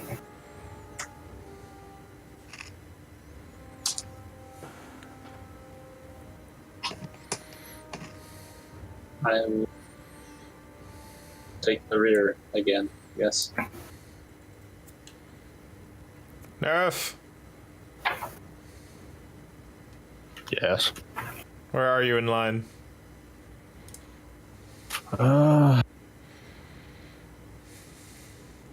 Guess I'll go behind Howard. Okay. Everybody walks across the chasm. There's no wind in here, and the musty, slimy smells persist still. How about you make it to the other side for the doors? I push open the doors. Boldly Boldly. and triumphant. I see. With that, you're greeted with a large chamber and Oh, some creatures who immediately notice you.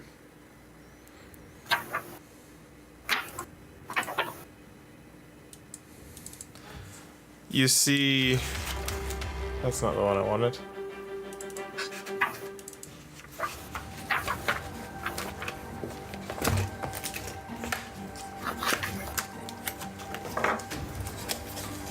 so as I move into the area with my bow lit, I call out to the creature. In the name of Bahamut, identify yourself. Give me a moment. I need to find these in the DM's guide because I thought I had them in them. I guess I didn't mark them.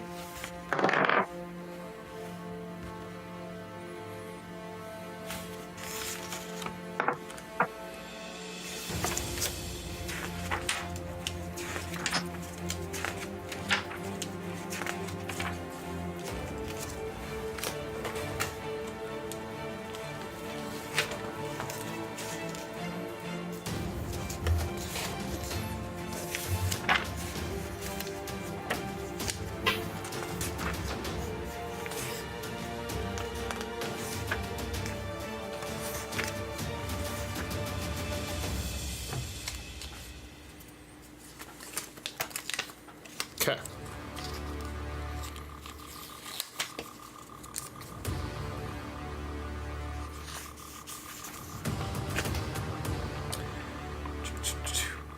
So as you shout this forth, the creature in front of you turns, and its eyes glowing in its sockets. Its body seems to be made of shadow and darkness that just flows off of it as it turns towards you. Its eyes meet yours, and a paralyzing fear grips your chest, your heart. Crap. Are we rolling initiative? Yes, we're rolling initiative. Okay.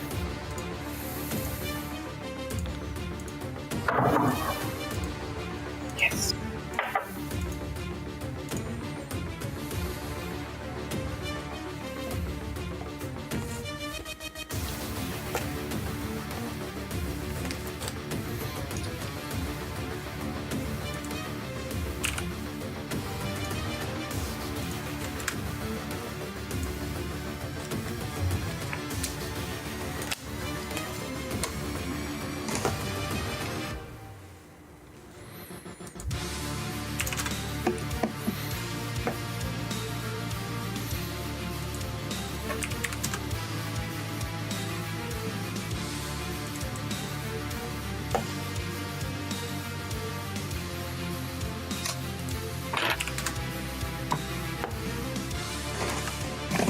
And you're rolling pretty good on initiative. Sorry. I am.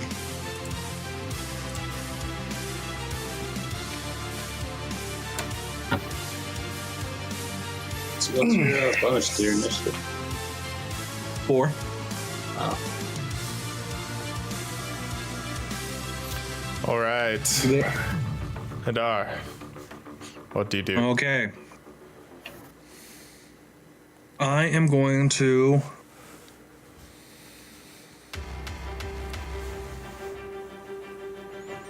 I'm going to cast Guiding Bolts at the main guy straight ahead of me. Okay.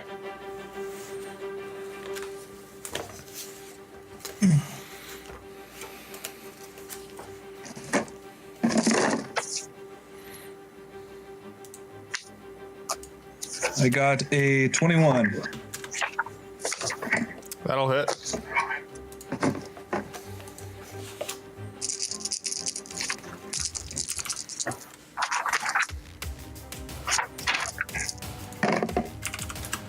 And I do 15 radiant damage. And as I pull back before I release my arrow, I shout, "Back to the depths, fiend!" How much damage did you do? 12? 15. 15?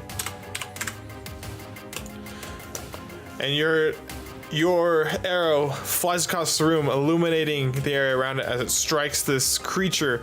You see the four other forms shifting through the darkness surrounding it. Oh. Howard. And then I'm going, Oh, you're gonna do something else? to move right here. Okay, Yeah, sorry. That's the end of my turn. you're good. Howard. All right, I'm gonna move 5, 10, 15 feet, and I am going to cast Wall of Fire and stretch it right along here. Very nice. And it's gonna face towards, Towards them. Yep. Does that activate on this turn or on their start of their turn? So that pops up right now. Right. And it's if they end their turn within 10 feet of that side, then they take damage, or if they enter the flames. Okay. So And that if is they a end their back turn there- wall right behind them, right? Huh? It's a back wall behind them. You can't see there's a wall of fire in front of you now. Well, before I cast it, could I see that it was a back wall behind them? Yeah. Okay. Then yes, that is what I did then. All right. Is that everything? Yep.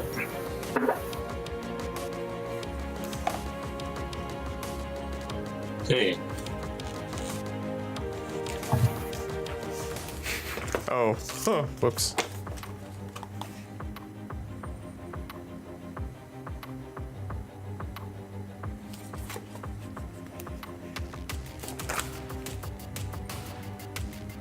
Okay. We're good. Very nice. That's pretty nice, actually. Is that everything, Howard? Yes, that was everything. Okay. Marin. Okay, I moved right there, and I'm going to cast Confusion right here, which would affect all of these three. Okay. And what that does is they make a Wisdom saving throw when I cast this spell. Or they must succeed on a Wisdom saving throw when I cast, or they're affected by it.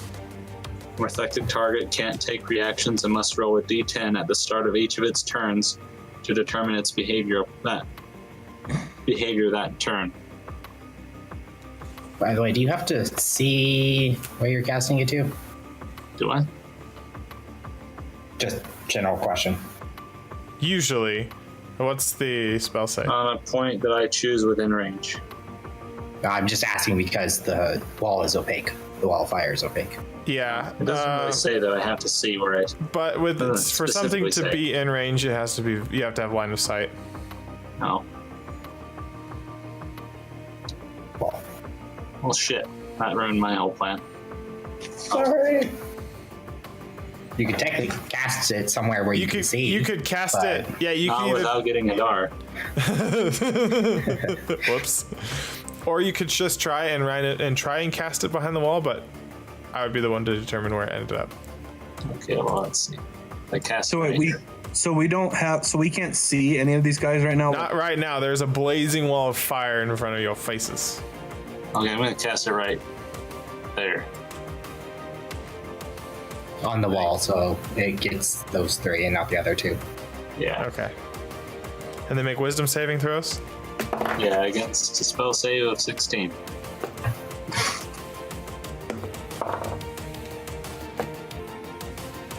Okay. All right. And what does And it they do have- if they're affected by it? At the beginning of their turn, they roll a d10, and that determines what they do for that turn. Okay. And I have a chart that says Yeah, how's that chart? at the end of each of its turns, it makes another wisdom saving throw, and if it succeeds, the effect ends. Okay.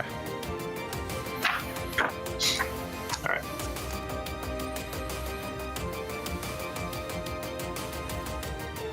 Is that everything? Yep. Okay.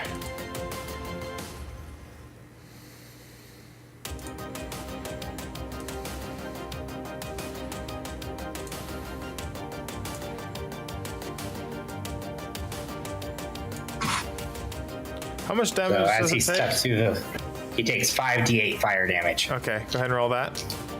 Dang. Wait. I guess he must have succeeded. They'll take it. They'll take it. This damage this turn, regardless, because they're within 10 feet of the wall. Small spaces are not good. So that is 20 points of fire damage Okay. to that guy as he steps through.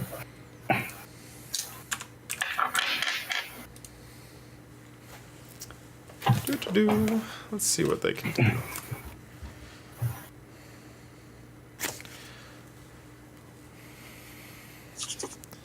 All right, as the shadow approaches you, Howard, its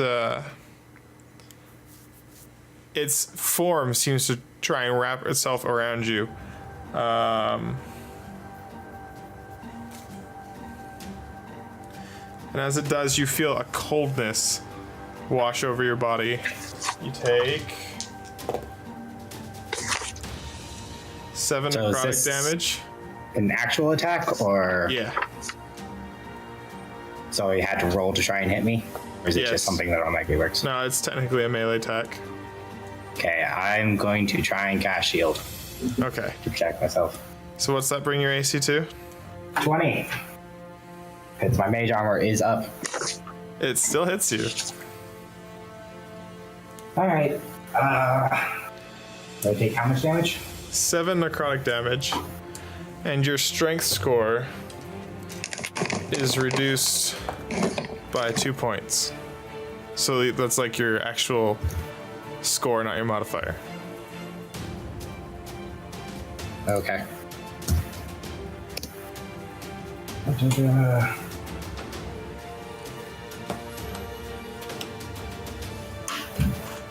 I should not write it like that. Okay.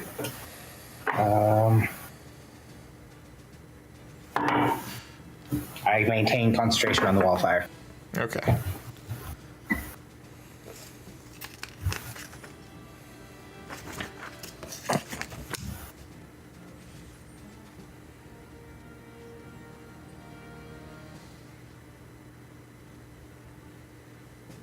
Thankfully.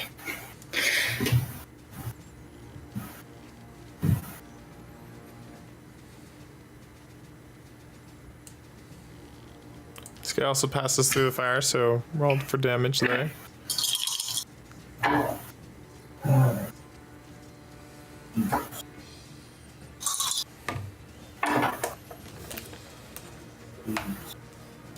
That'll be 16 points of fire damage. Okay.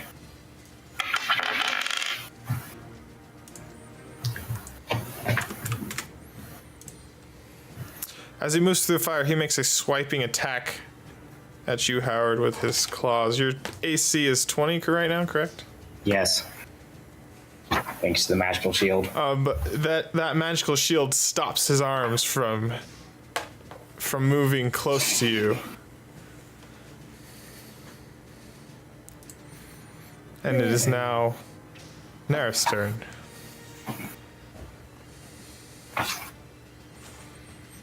Okay. Let's see, I will use my bonus action to drink my health potion. Or, actually, I have a superior health potion, whatever it's called. I don't know what the dice is for the better one. I think it's multiple d4s. So normal is 2d4 plus 2. A greater is 4d4 plus 4. A superior would probably be 8d4 plus 8. Yes. So 44 Or is it plus 64 plus 8? I don't remember I shall actually. look it up. 4. I have a greater. Mine's greater. Oh, you have greater? 44 plus Then yeah, it's just 44. Yeah, it's like, I don't remember that. 4D. I actually have 4d4s. Ooh. Speak of the devil. Let's see.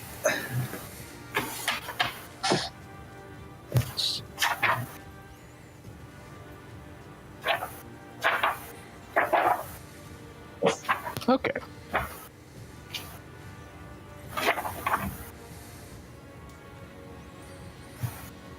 And yes, it does jump to 8. Let's see why they're expensive. Just. Okay, I drank my health potion. And now I'll charge down the hallway. And up to Burst through the door, and there is this ghastly specter in front of you. I'll take my axe. I will attempt to sink it deep into him. Okay. That is 24 to hit. That'll hit.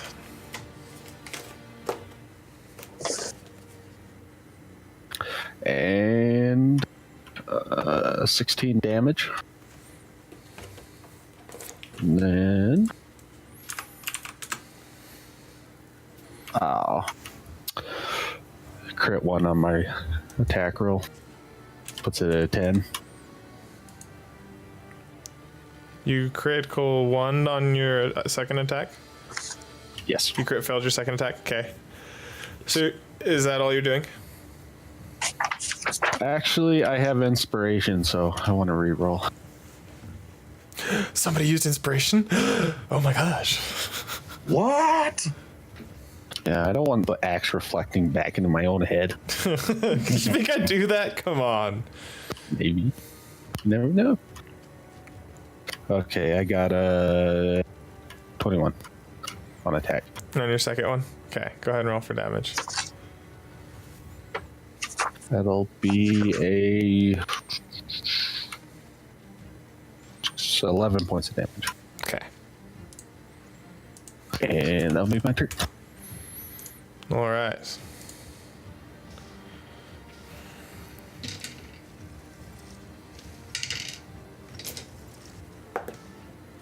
What does a 6 on your table do, Lee? A 6. The creature doesn't move or take actions this turn. Okay. Then As his turn ends, the wall Yeah. flashes out with fire.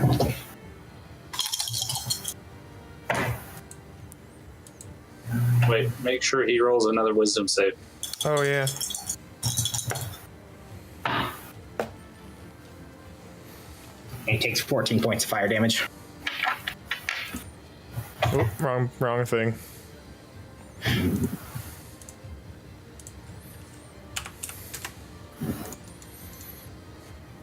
Okay.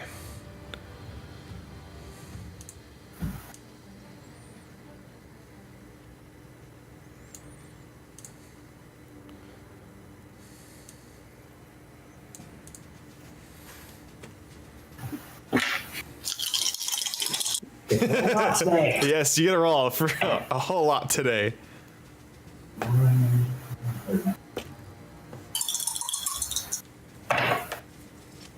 That's 18 points of fire damage.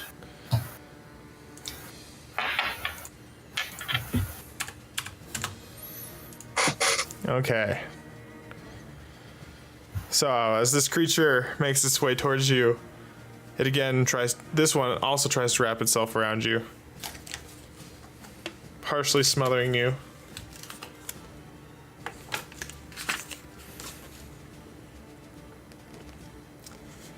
Let's see.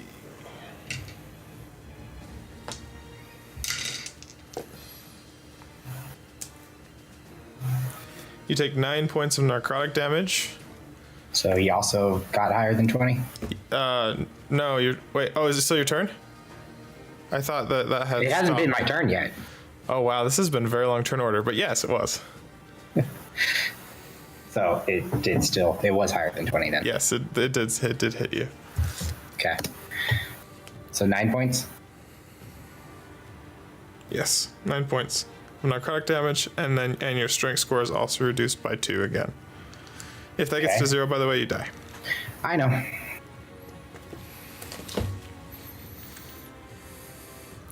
But guess what you get to do?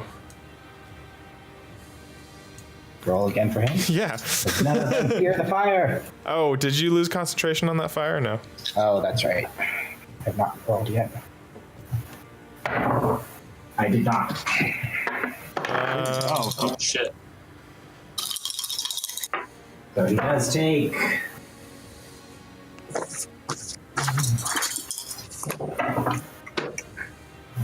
He takes 22 points of fire damage.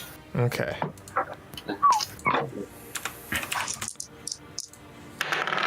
Crispy.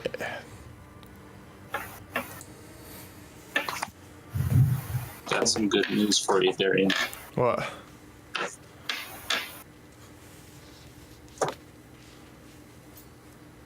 I'm worried about this. For the next minute, all of your spells with a casting time of 1 action have a casting time of 1 bonus action. Why? Because I rolled on the wild magic table.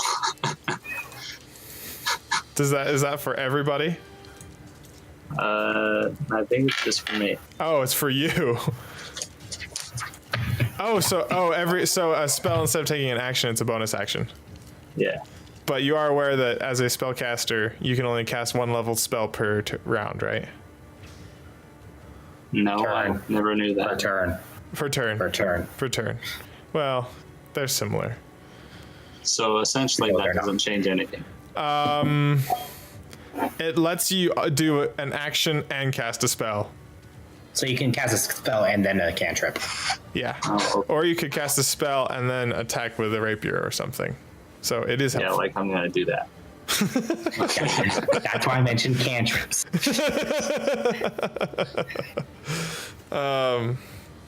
Hadar, this shadow is slightly smoking as it reaches you, and it attempts to grab towards you, but it's too slow and you move out of the way.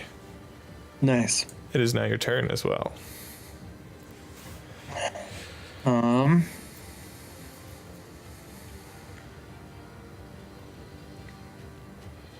If I try to move, he'll get an attack of opportunity, right?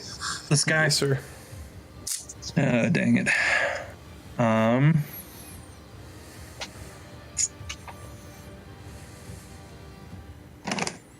gonna do a guiding bolt on this guy right next to me.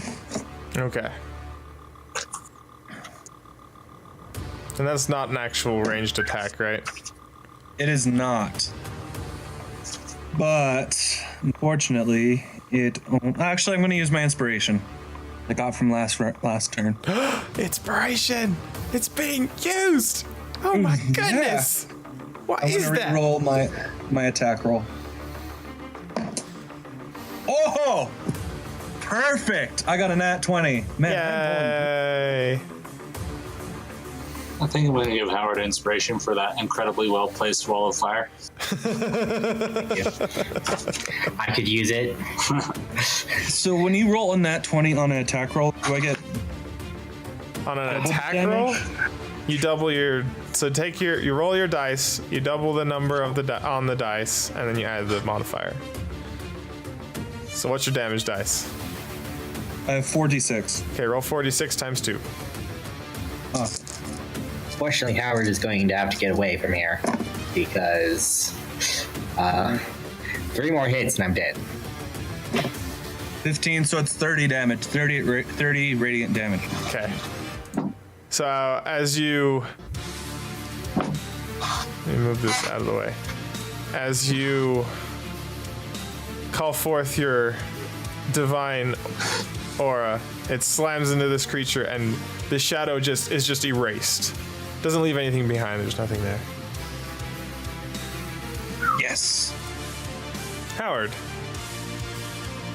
Gonna misty step somewhere. I don't know where. Your options are very limited. This is are. a small box.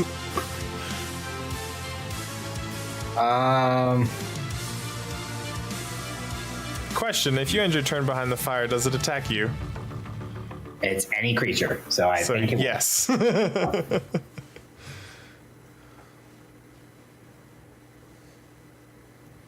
Yeah. Oh, I feel like an idiot now. We'll see. Go ahead. Okay. I'm just gonna misty step behind. This door is just that one square, right? Yeah. Mm-hmm. The doors are open though. You know what? I'm gonna misty step over here. Okay. And I'm going to cast Chill Touch at the main one. There. Okay. Wait. You can do it. A cantrip and a spell? A cantrip and a spell. The Misty Step Step's is a bonus action. Oh, okay. So he's basically doing what you're probably going to do on your turn. Yeah. If I had Misty Step. Should know. But you can use a different spell instead of Misty Step. Yes. You can use a normal Right. spell instead of Misty Step. Right. Oh, that fell off. That probably doesn't hit. It's an 11. Yeah, that misses. All right. And I am going to end my turn. And your shield has worn off now, correct? Yes, my shield has worn off. Okay, Marin, it's your turn. Okay. I am going to cast Mirror Image on myself. And then I'm going to cast Firebolt. But I'm going to use my Twin Dispel ability to cast 2 of them at 2 different targets. So, And there's no splash damage, right? Single target? no, it's just a single target. Okay. So at these 2. Okay. Right? That is a 22 to hit Well, that'll hit. for the first one? main guy. And that is a 14 to hit for this guy.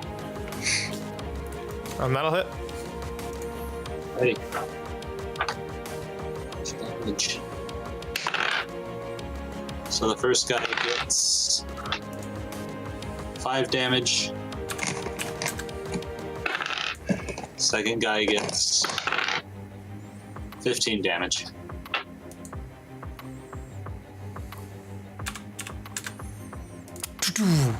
There's fire everywhere. And that's the end of my turn. Okay.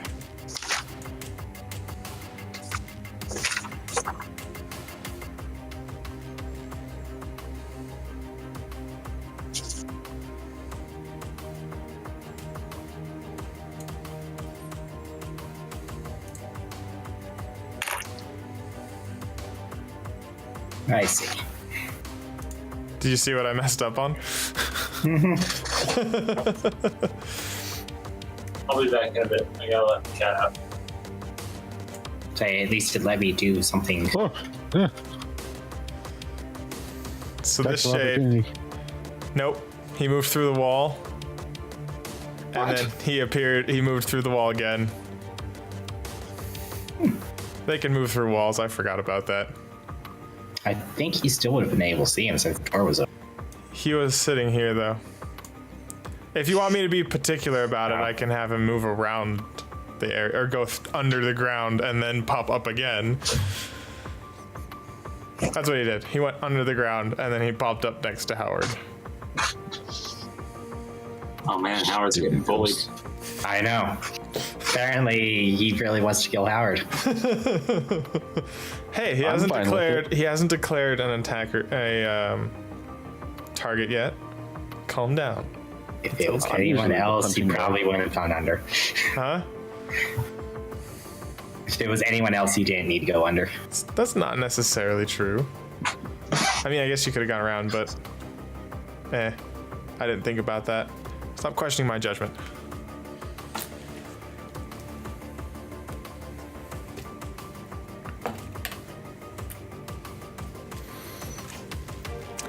This shade tries to wrap itself around Marin, but is unsuccessful. As he moves out of the way.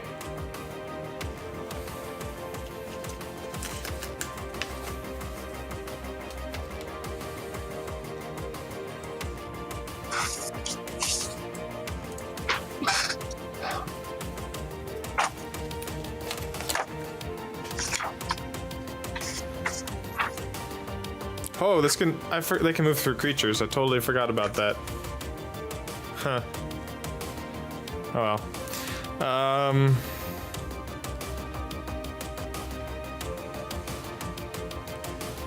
Do.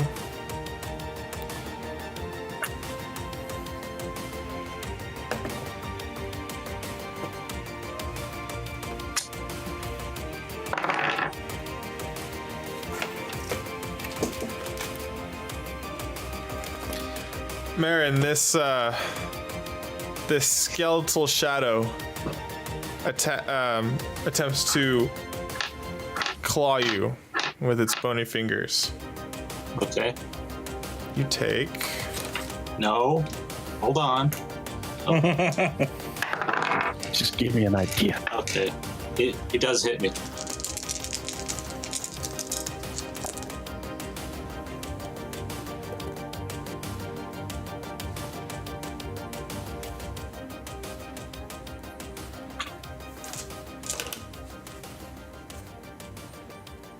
You take 19 points of necrotic damage, and you need to make a Constitution saving throw. I am unconscious. Make a Constitution saving throw. Okay.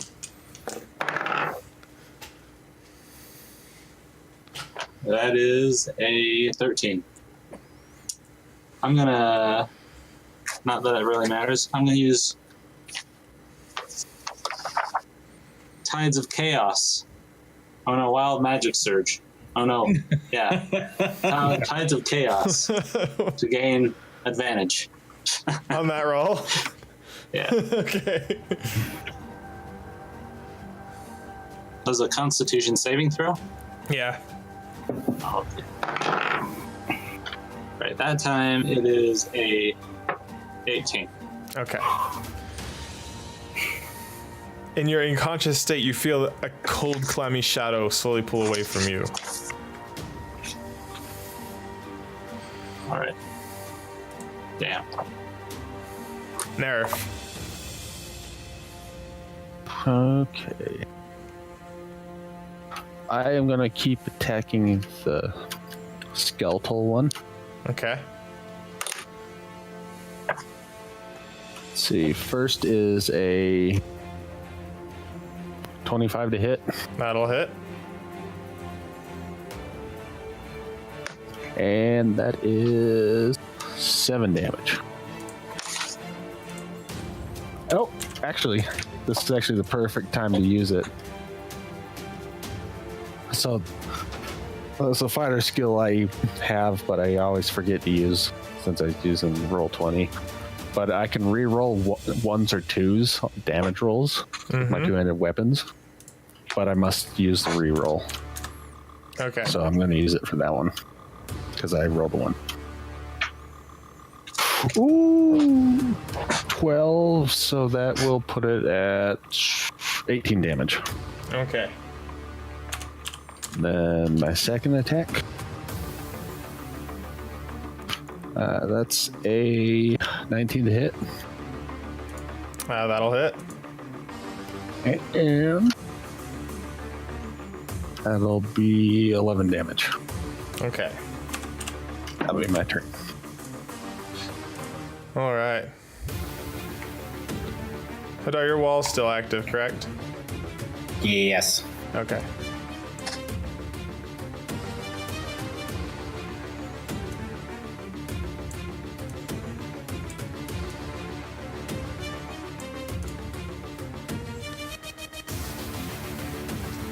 Okay.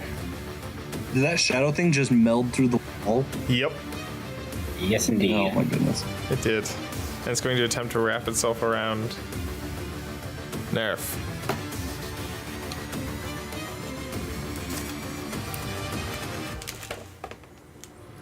In which Let's it is not say we did. successful. Oh, sure.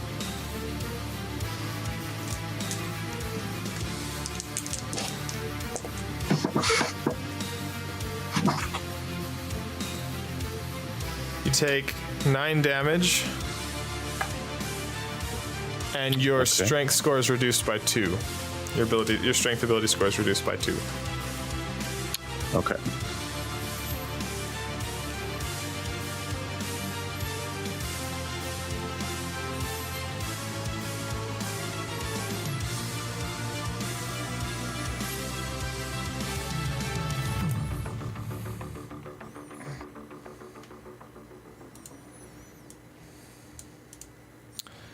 This one is also going to wrap itself around Nerif.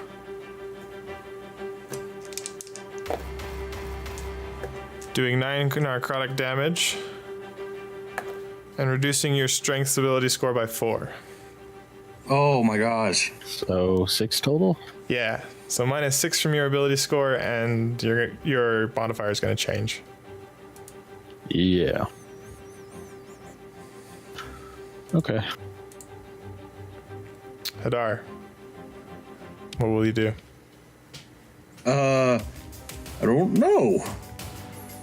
Something figure that out. really deadly. I Very hope so. So, Lee, Marin's just like unconscious. Yes, Aaron is unconscious. Okay.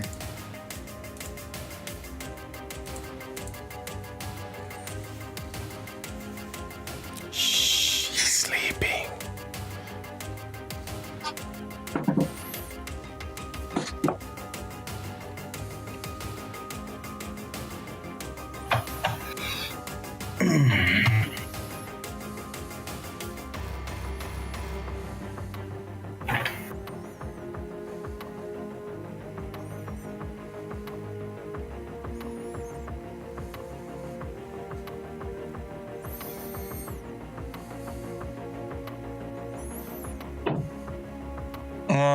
Is the skeletal creature seem like he's slowing down at all?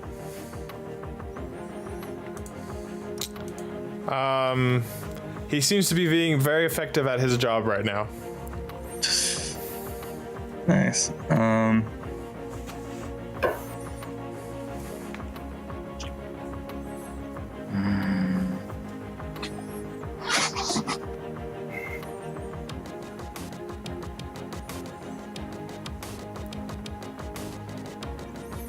Right. If I was to back up, will I get hit?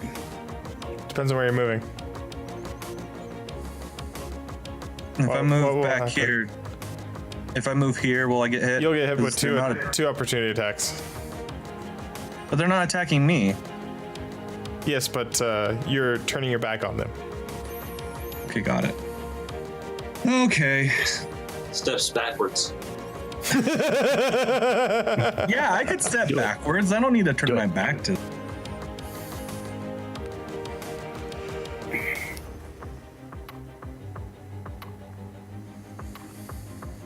Okay, I'm pretty much useless at close range, though. I'm going to. Remember, you can Fast. disengage. Actually, Yeah, but I'd lose an action, though. I'm going to use Cure Wounds on Marin. Bringing him back, Bring them back from the dead. pretty much.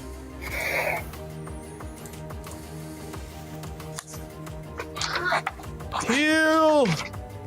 Heal! I need healing. You've definitely been playing Overwatch.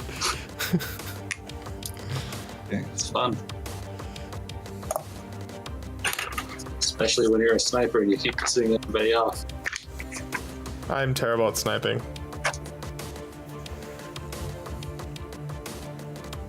And I'm going to be casting it as a second level. Because I'm all out of my first level slots. That goes with Kit.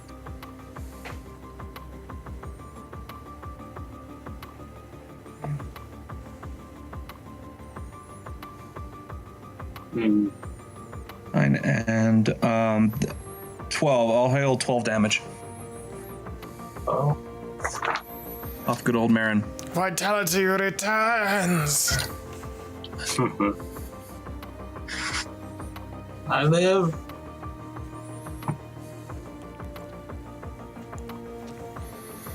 Is that all, Hadar?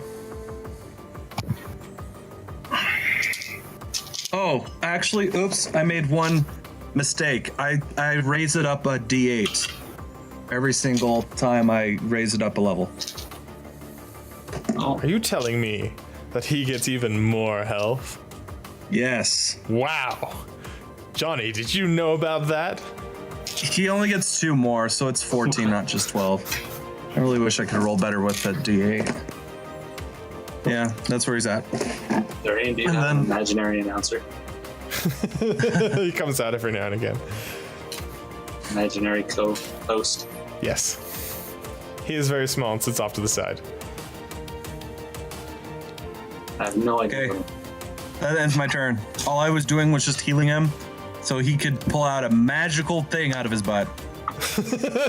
No one really keep magical things up there. You know what I mean? That could be dangerous. I will give it a shot. Howard. So I'm gonna go ahead and stop concentrating on my ball so it'll disappear. Okay.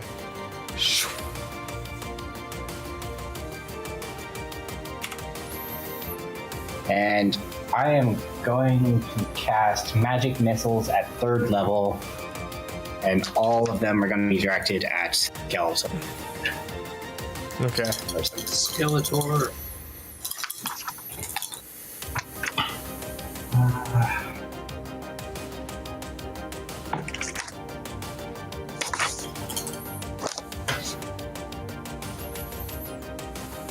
Really wish I could fireball right now. 5. That's only 13 points of force damage.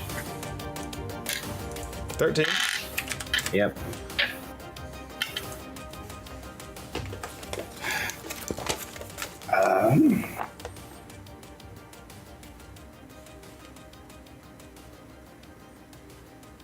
I think that's all I do. Okay.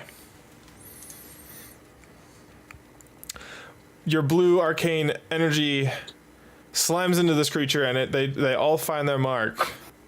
But this shadow has not passed from this world. Marin, please don't fireball on top of yourself.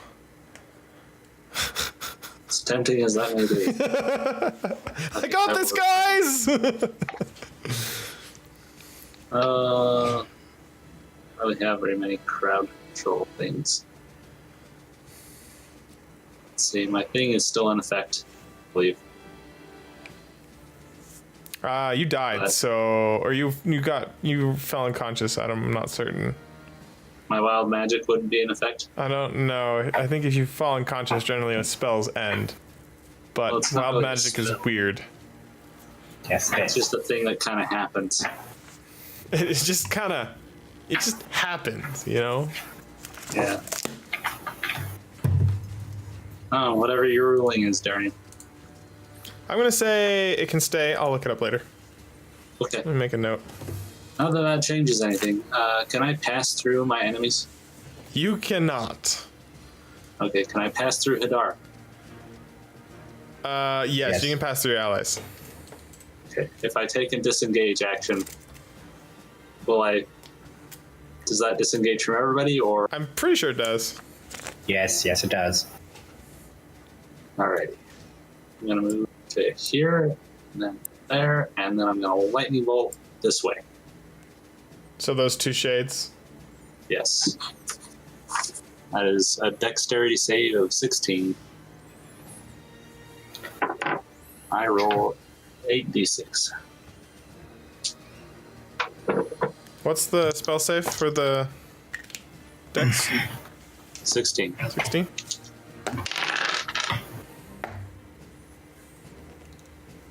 That is a failure and a success. 16.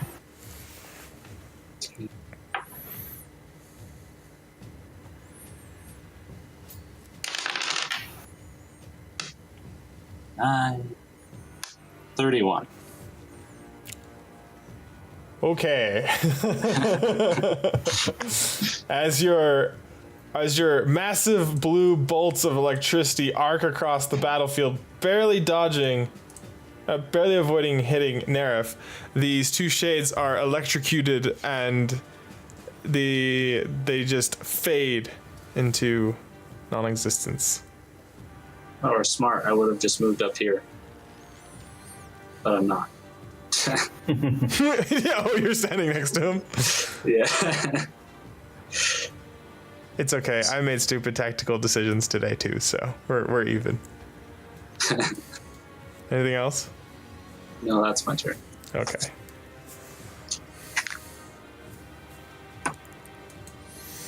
shade is going to wrap itself around Hadar. But unfortunately, it gets stuck in the floor a little bit. He had one job. He had one job. One job. However, some bony, diseased claws will strike out towards Hadar.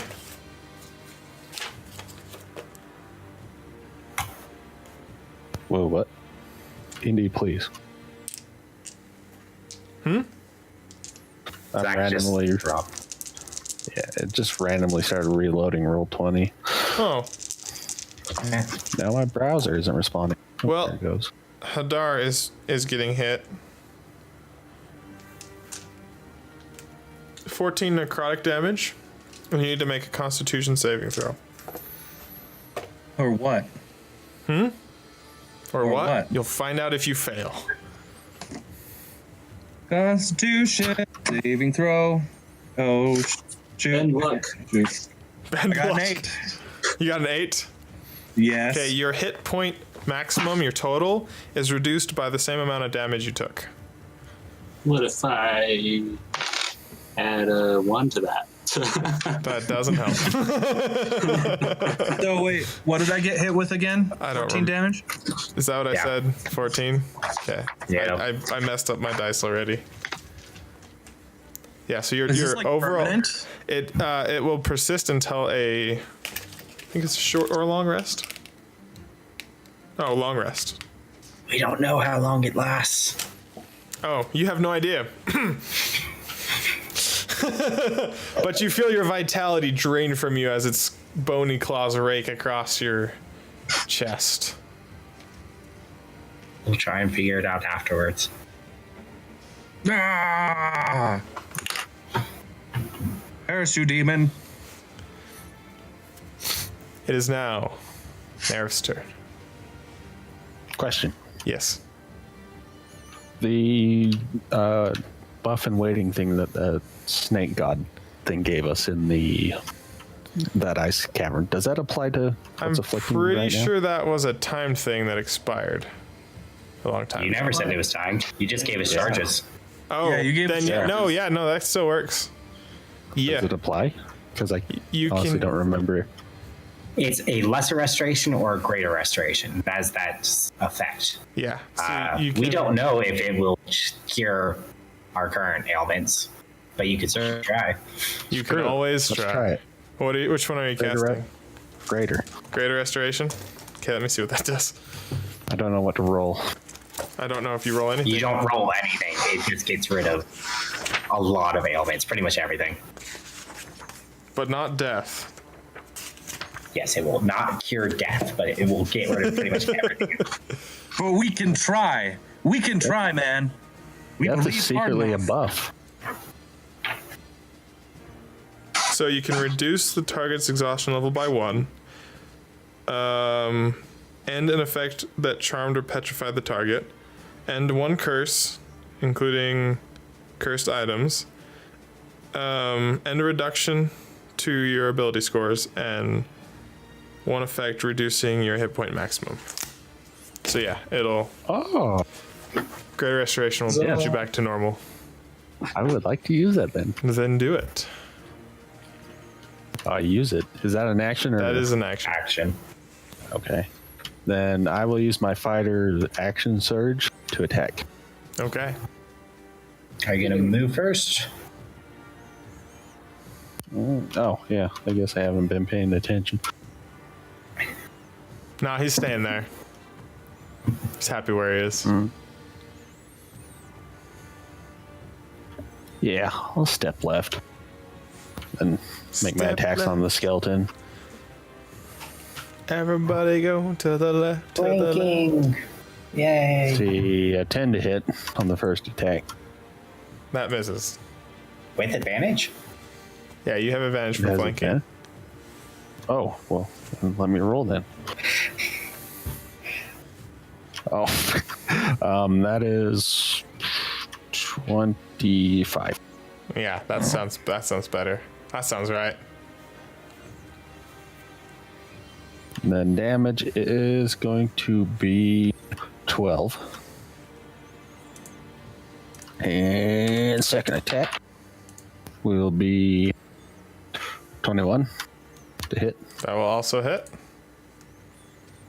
And 14 damage. How do you want to do this? Is he an actual skeleton or is he just No, he's not a shadow skeleton. Yeah, he's kind of a skeleton made of shadows. We'll just cut the shadow in half. So you rend the shadow in half, and as it falls apart, it fades into nothing. Stupid shadow. And that'll be my turn. Hadar. There's only one shadow left. Yep. Okay, I am going to.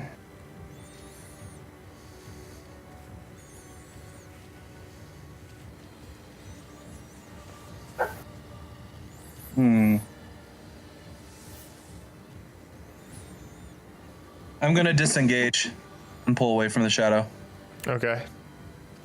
and that'll be my turn. All right. Hadar or Howard.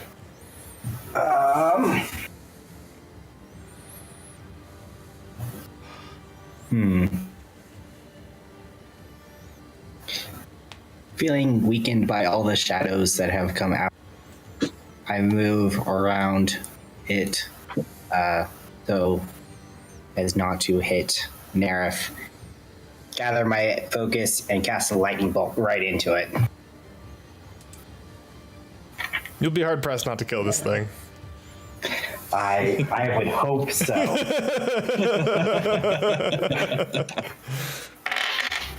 That's 8d6. Yeah. It makes the deck save, but unless you want to just say I kill it, then. Just roll for damage for the heck of it. Okay. 5, 11, 17, 23, 24, 27, 31, and 33. 33? Yep. Okay, let me do some math real quick.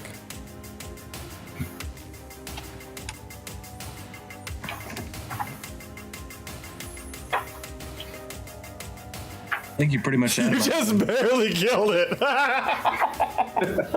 I assume it's made it save then.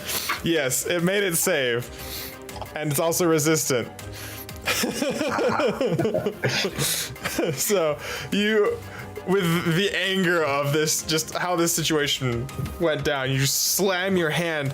Your hand passes through the shadow, but as it does, the electricity from your spell bursts forth and just this shadow just explodes. But as pieces of it fly away, they disappear. But it's just like this little.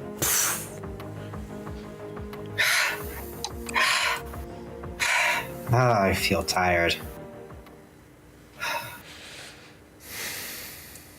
What were those things? And I'm gonna try and remember if I know anything about these creatures.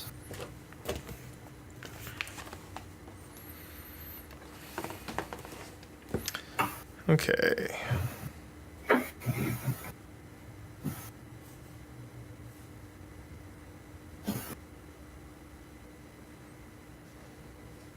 Make a religion check. We haven't done one of those. I know. And I realize that I also have plus religion. You have what? +8 religion. Look, we found a use for it. 24. Make another one. Okay. Because there's two creatures here. 11. 11. Okay. So, the dark shadows that you saw, you recognize them as what is known as shadows. They are the...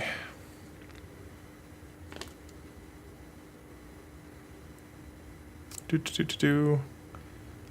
me double check my history here.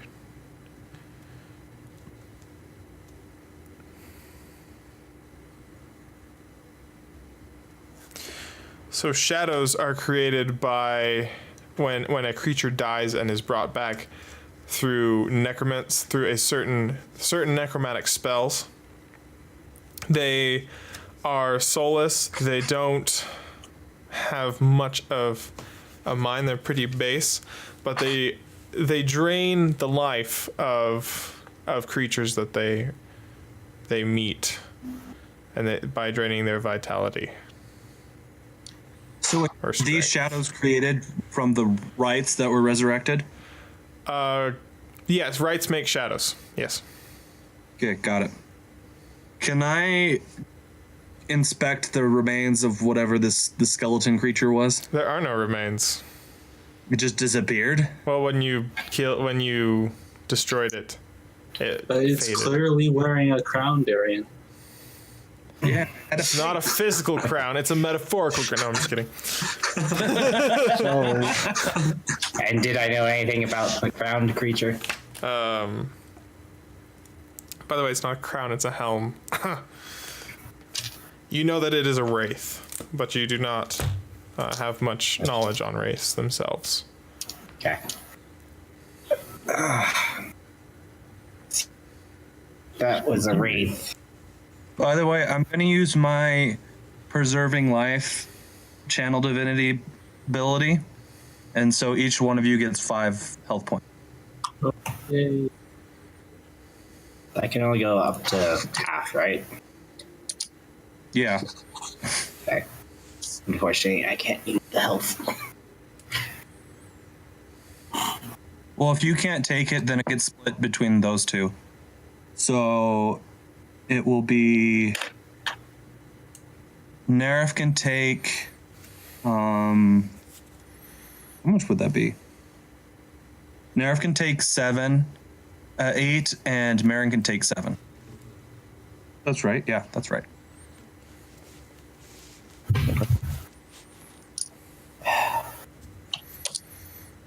What is that? Why are there a like a bunch of curtain. S's? They're kind of like columns, but Oh. my tools in Dungeonographer are somewhat limited. / I also don't really know how to use the program. They're spinning S's. Watch out, guys. Are you observing this wall now? Yes. Okay. Yeah. I'm uploading a picture into Discord. This isn't very good. I scribbled it this afternoon in the 20 minutes that I had. So, on this back wall in the middle, you see these 2 columns and a door that has the symbol of Bahamut carved into it. Slightly in front of that, a few feet away, you see these 3 stone blocks. They've been somewhat deteriorated with time. The one on the left is a metal rod. The far left, the one on the left, inner left, is a bowl full of a liquid. The one on the inner right is a pile of dry wood, and the one on the far right is a ceramic clay crucible. Okay. What is the... Oh, okay. So that's not a podium. That's just the... It's leading- a plaque, actually. What does the plaque say? It is written in Draconic. Oh, I can read it. Well, you can read You it. can read it. I know. I need to find out where I wrote it now.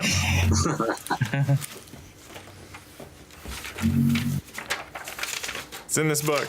It's in this book somewhere. Me and Hadar should have secret conversations. You totally can. Here you are.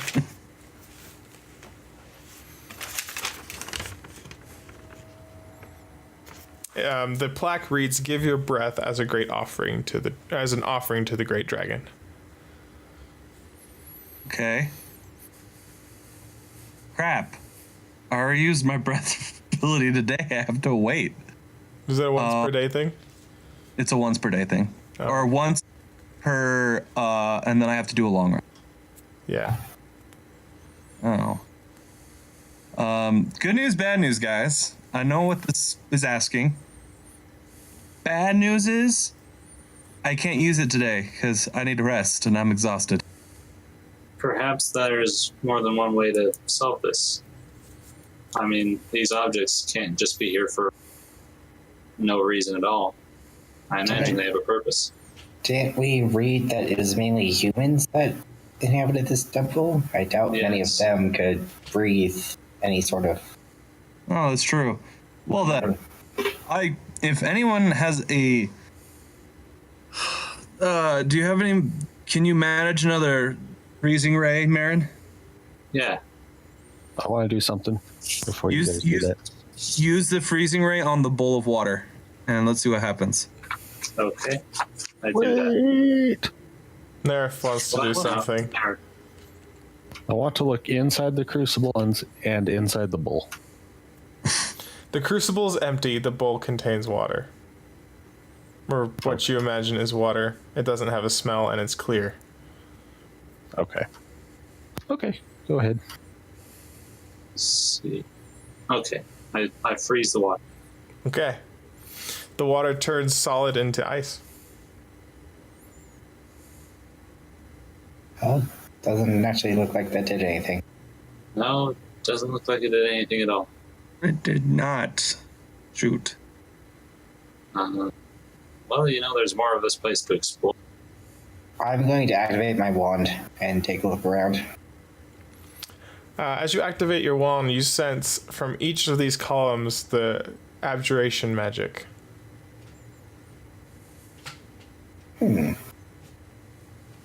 Well, maybe we need to do something with all 4 of them. Instead of just one. Pike, say again. It says, "Offer your breath. Give your breath as an offering to the great dragon."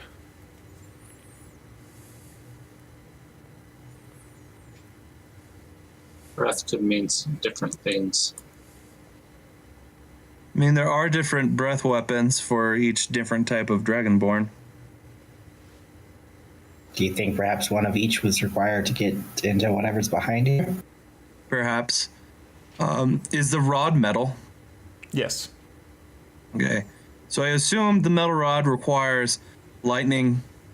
The wood requires fire, but I don't know what the heck would go into the crucible.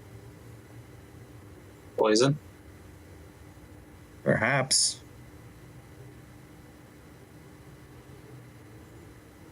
I guess there's... Do you got another lightning spell in you as well? I do. I guess I'm gonna cast a very... Oh, wait, I'm gonna cast Witch Bolt at the rod. Yes. Is Witch Bolt actually electricity? Yes. Okay, it does electricity. It does lightning damage. Lightning. Uh-huh.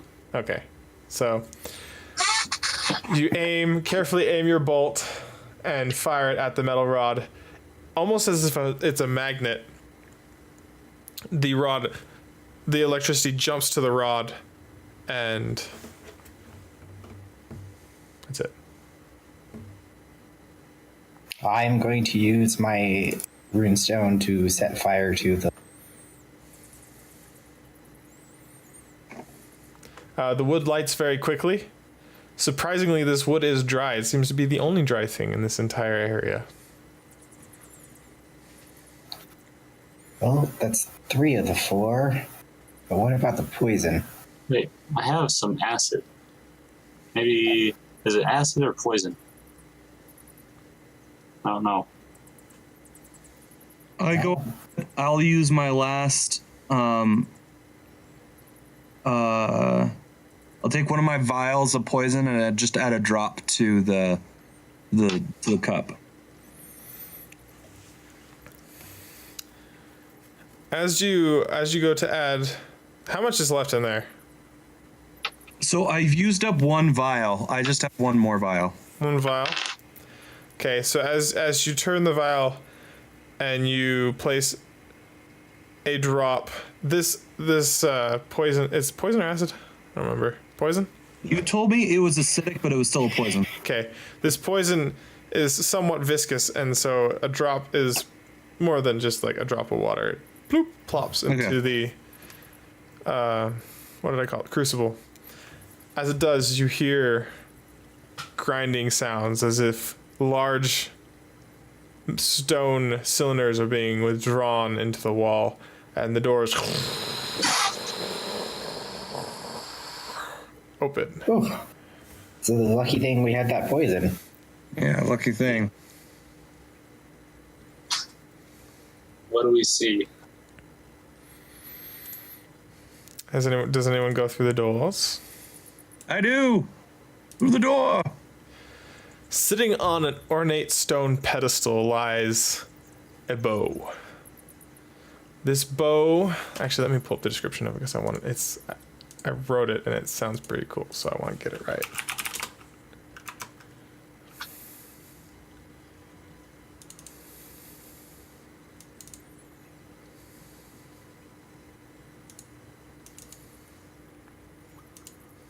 Okay. This bow is covered with different scales of chromatic dragons.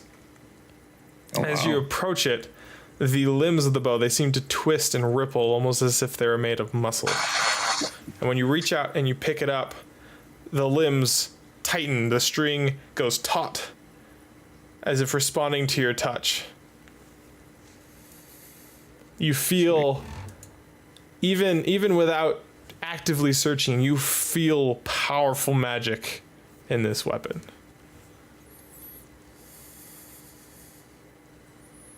This is possibly one of the most beautiful weapons I have ever seen.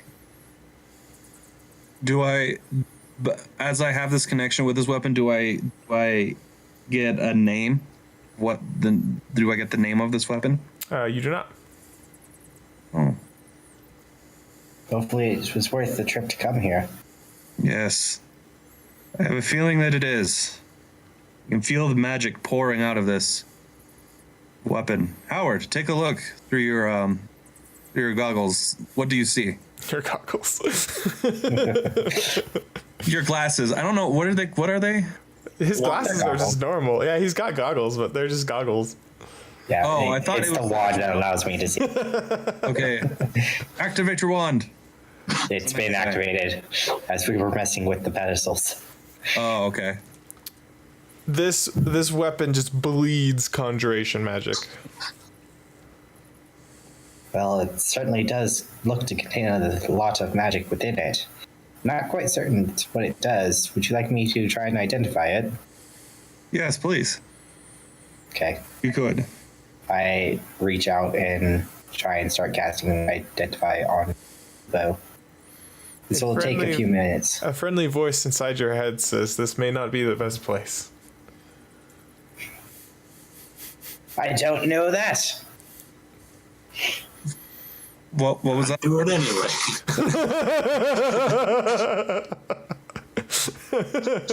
All right. Well, Was Ardent talking to you again? What's going on, Howard? I'm not certain. Although, now that I think about it, how long does this room actually stay open? Oh, yeah, that's probably not a good idea. Let's get out of here. Oh, yeah. Let's at least step into the main chamber, and then this should at least be slightly better. And then I will go ahead and try starting to cast Identify. Nerf, make a wisdom saving throw. Oh no. Is this immediately when we walk into the room, or Yes. What? Well, when you walk into the room and Us- Howard's like, as Howard begins to identify this, make a wisdom saving throw. Okay, I was gonna do something, but okay. I don't like the way you said yes. It sounded very evil. 5. As you look around, your light source are magic. Your only light source are magical lights that you have, and they wave around. You have dark vision, but the light sources are still light sources, and so they wave around a lot. And out of the corner of your eye, you keep seeing these shadows twisting and like reaching out towards you and receding.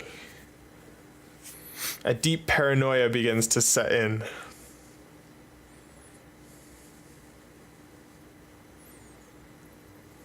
Okay.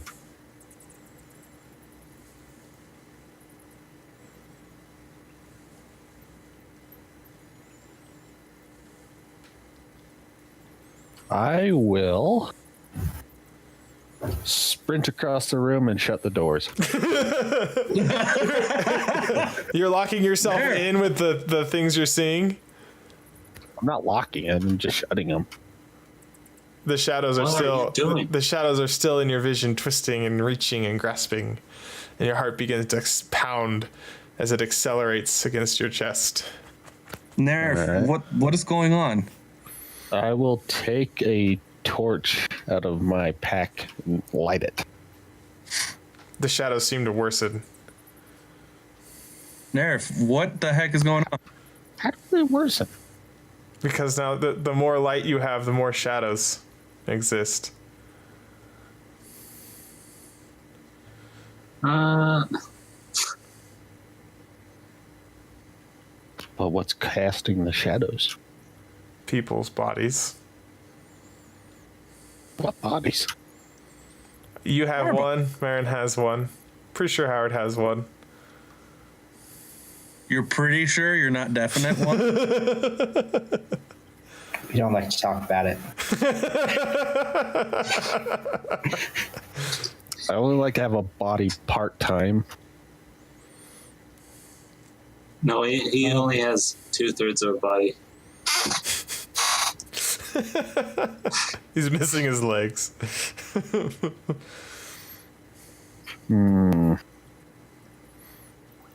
Anyway, Nerf, this doesn't seem to help your paranoia. Should I make a roll to see if I'm panicking or not? You're panicking. Okay. With my torch in hand, I'll go over to the party. Say, and start pointing around the room wildly. Do you see these shadows? What the hell are these things? Do we see anything, Darian? Make perception checks. I'm concentrating on the spell. I got a natural. Oh, my dice are exploding today. I got a nat 20. 2 naturals. Okay, you two do not see directly any shadows, but you see like flickers at the corner of your vision. Oh. Okay. I'll put my free hand on Marin's head, like on the top of it. I'll twist his head in the direction I'm looking and point. So every time With you my torch look hand? directly at a shadow, it moves away. It's like they're just staying in your peripherals, darting out and then receding. I'll twist his head and say, "Look!" Ow! Point at it. Get your hands off me.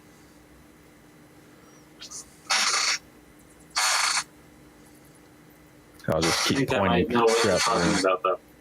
Howard, get out of let's... Yeah, Howard, let's postpone the identifying. Let's get out of here. There's some dark magics about. Like, are you sure? Yeah, I'm pretty dang sure. Because I feel like, now that I think about it, those rites and shadows and whatever that big, weird, creepy skeleton thing was, those were created by someone else. Like, it doesn't look like the skeleton creature was in control. So, and I fear that they may be wanting this bow. Oh, very well, if you feel it's best. Well, I'm not leaving until we try and open that door a second time. What door? The door with the gears. Okay, sure. I want to grab Howard. What? You want to grab him? Okay. Are you okay with Open this, the doors. Howard? So are you picking me up, grabbing me, or what? I guess it'd be kind of like that action movie style where you grab the person by the crap, I am ready for it. By the collar of their clothes and try to lift lapel? them up. Yeah, with both hands. Are you okay with this? Now I'm gonna try and resist. Okay, make you a have to be either about a, as nice. a athletics or acrobatics. Nerf, make an My acrobatics. athletics is minus I'm making right acrobatics. now. Making I'm gonna make athletics. Athletics. I'm pretty sure, Howard. I just wanted to let you have the choice. or at least the illusion of choice. Oh, drop my dice. What are we rolling? You're rolling an athletics check. What's the 22. total? 22? It's the highest I can get. Okay, 1 sec. Turn off my phone's flashlight. Okay. I've got a high thing in athletics, but I'm sure I'll lose it anyway.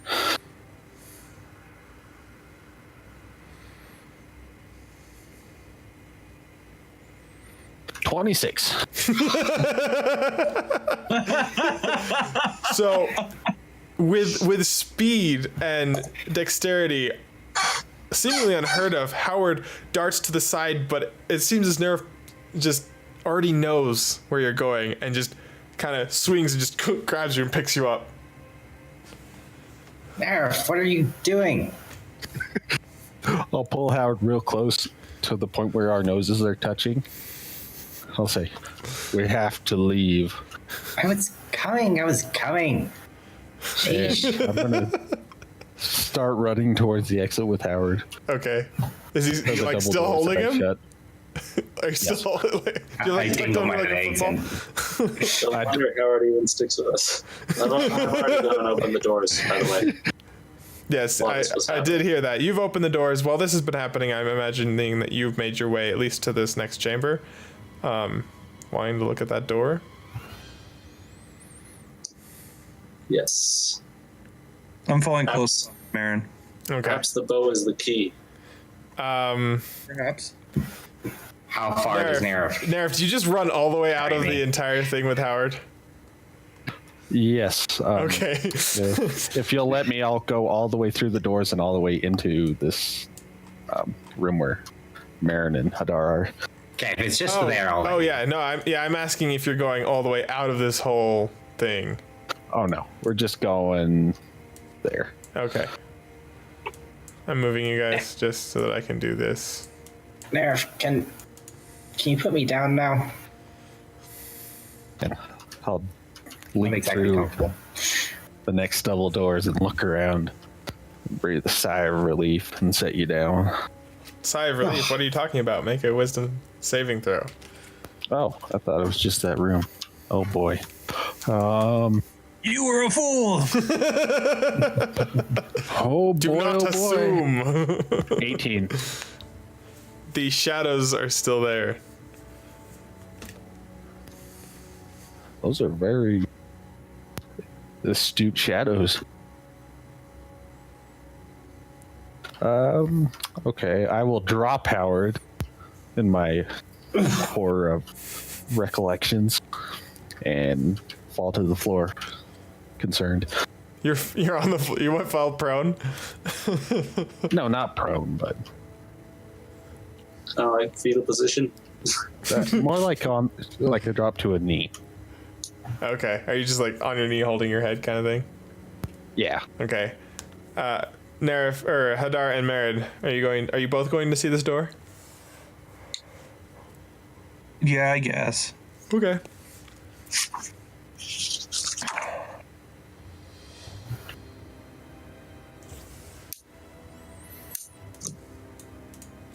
So you go to the door, you see the gears turning, the clockwork pieces moving in a fashion, and you've never seen something like this before. Such an intricate device. I present the bow. And is there any way that I can like fit this bow somewhere in the door? No, there's no impression for the bow. Oh, that was disappointing. Just shove the bow in the keyhole. Yeah, I'm not doing that. is As a far as keyhole, I'm though, concerned, this is a holy relic, and it will not be shoved into anywhere. Shall not be shoved into holes on my watch. Yep. Okay, Aaron. Well, looks like we're out of luck. Let's get out. Well, there's still more. More what?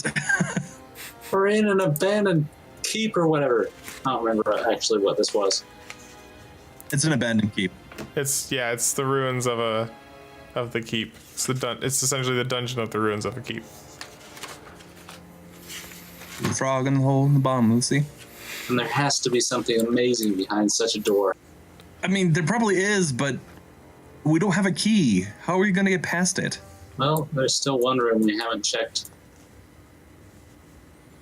You mean the room with the slope and the flaming barrels? Yes. The one where you got caught on fire? Hey, if I quit doing something every time I got caught on fire, I wouldn't have gotten very far. Can somebody please put that like on their wall?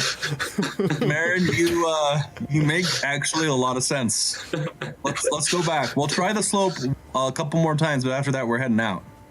Okay. So while Nerif was crouched down on one knee, Howard went over to him and kind of put a hand on his back. And Nerif, this really isn't like you. I don't know exactly what's going on, but if it'll make you feel better, how about we go ahead and get out of here? The others will catch up. I'm just going to start screaming and hightail it through the doorway. Holy crap! Nerf, slow down! Remember the stairs. Not good at running. Nerf, keep you going. need to... Next to him. Oh, Howard just like jumped out of the map. Now I'm trying to run forward. Oh, I see. Everybody else was too. Nerf, calm down. You have to be careful on the stairs, remember? Should I make another wisdom check? Not yet. Get down the stairs first. Damn. I'll just keep screaming. I'll run down the stairs with reckless abandon. Okay, as you're so quick as your flight, you activate all of the traps, but you are off of the step before the trap actually activates. So you're running down the stairs, and there's these gouts Holy of flame just behind you. This guy is fast. Okay, I'm gonna carefully go over the traps as I pursue Nerif. Okay. I'm going to assume I was kind of leading the way there to actually show where the traps were. Yeah. I accidentally Ah! put myself under you. Anyway, where's Nerif running now? Is he just running outside or what? Make your wisdom saving throw, Nerf. Okay. 20. Nat 20.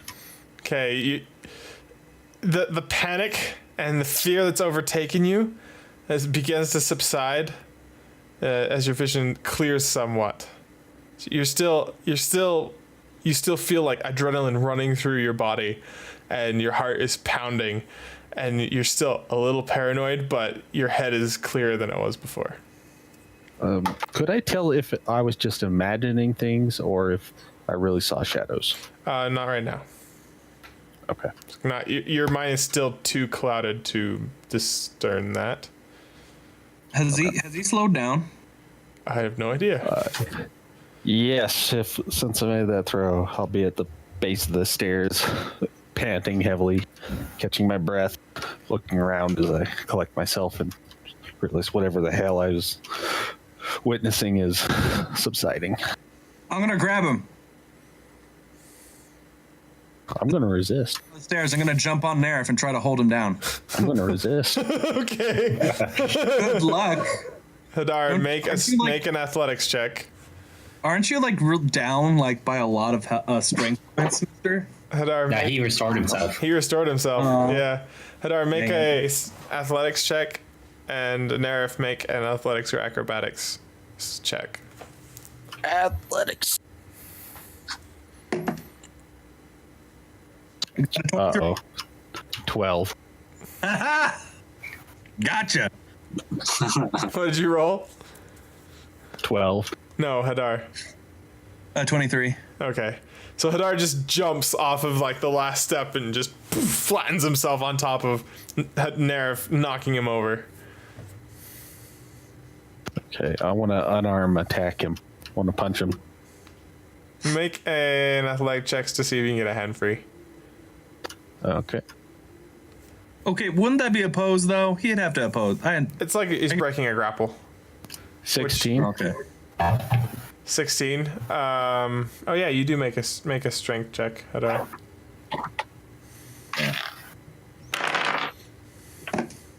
Dang it! No, I failed. I didn't. So, now if you get like an arm free, you just like smack him in the face with your elbow.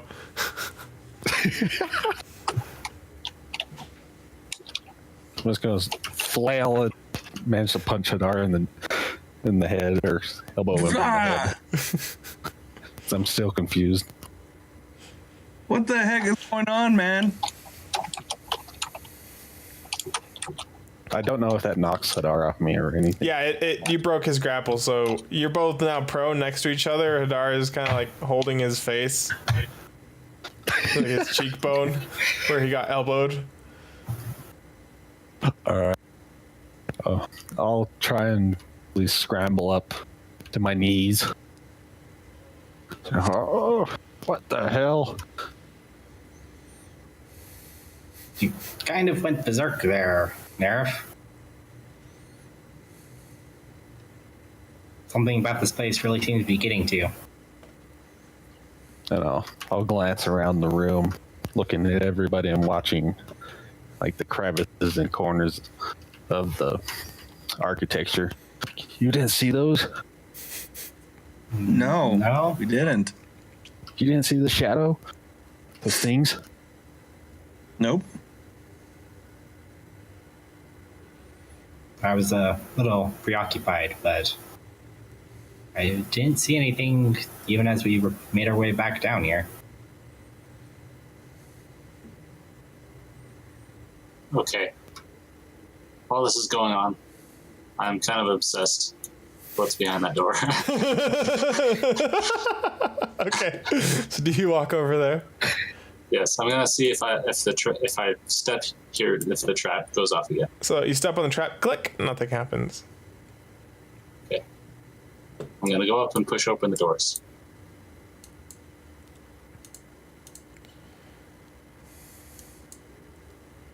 Okay, this is what you see. Oh shit. I flee.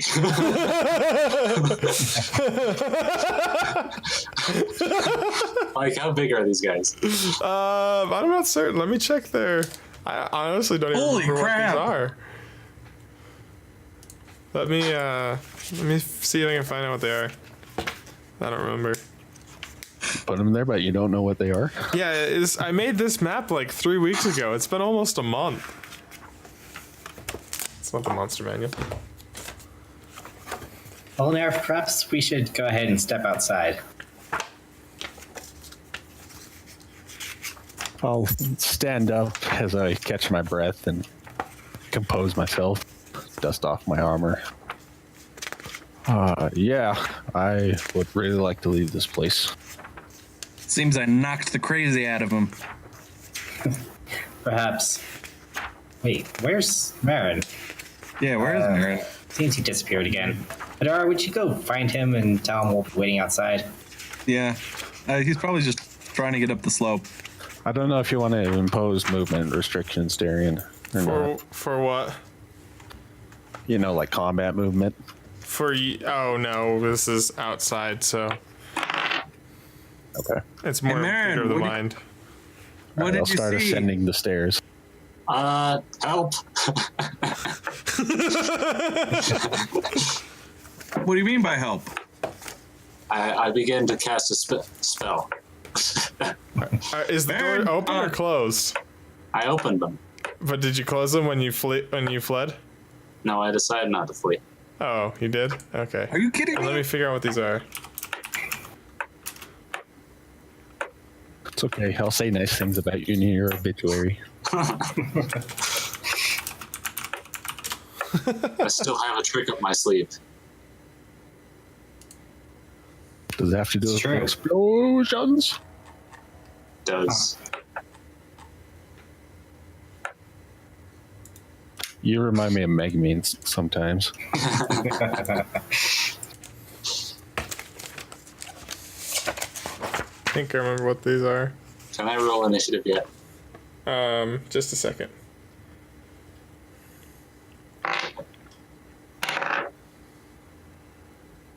They didn't roll very well. Makes me sad. Do I have a surprise round? I think you surprised yourself. Oh, found it. Okay. Unless you guys want to call it a night. I'll deal with this later. I'm okay to keep going. Yeah, I'm down with it. I actually need to start getting ready for bed. I have to work tomorrow morning. Work a lot. I do. That's how you get That money. doesn't sound very fun. It's not. It really isn't.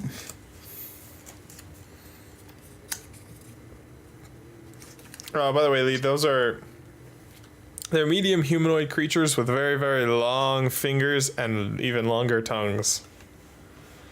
Yuck. Gross. That just sounds like an inconvenience. They're practical. They stick their tongues up people's noses to suck out their brains. I'm just kidding, I made that up. Yeah, that. I'll say, are they elephants? I was gonna say, are they Egyptian? Are they gonna mummify you? No, and they're not mind flayers either. They're tonguey dudes. They're tonguey. Tongue dudes. I don't know why their tongues are so long. Oh, it's clones of Alice Cooper.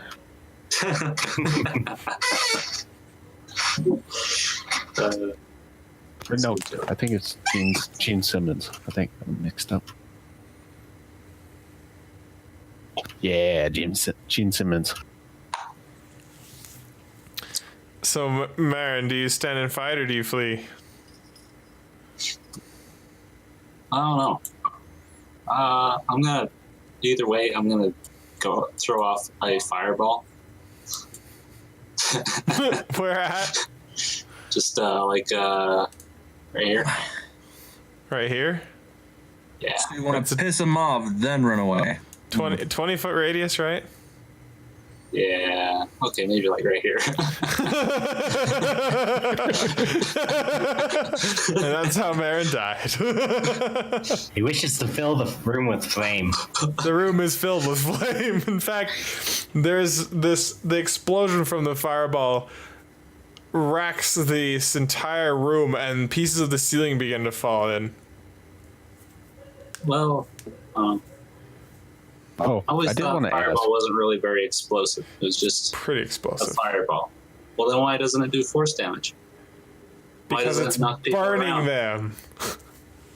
Are we above ground or underground? You're underground. Okay. You can roll for damage if even you'd worse. like. I will roll for damage. By God, if I cast a spell, I'm rolling for damage.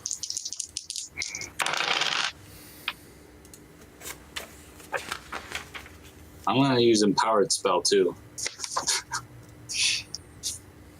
You know, a concussive blast like that could kill somebody. Yeah, Well, should probably knock I Marin still- off his feet. I don't really. Or make you deaf. Very deaf. Team.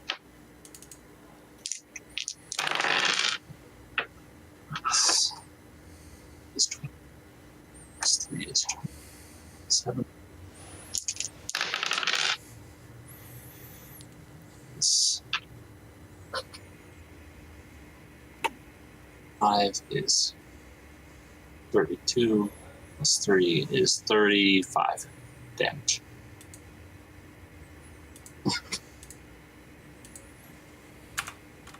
$35 damage. Yep, nobody's dead. Well, shit. I don't know.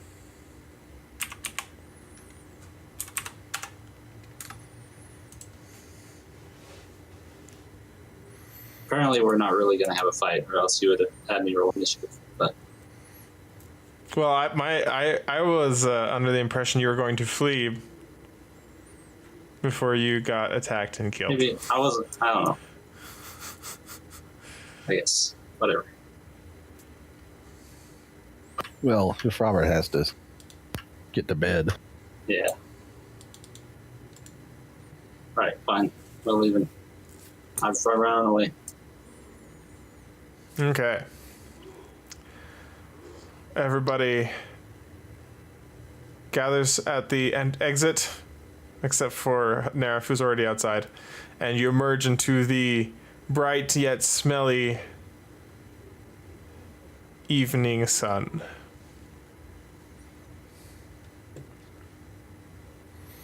Howard, do you want to cast Identify?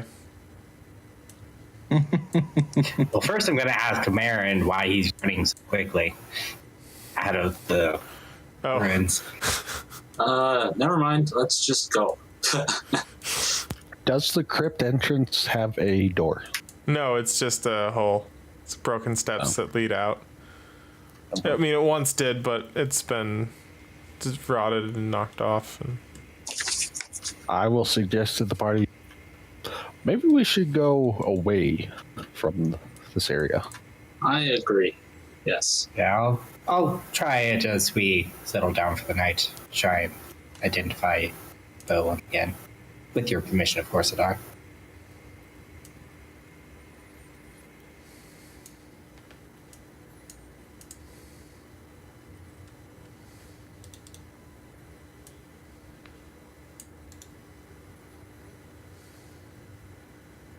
so you make camp as the sun begins to descend towards the horizon.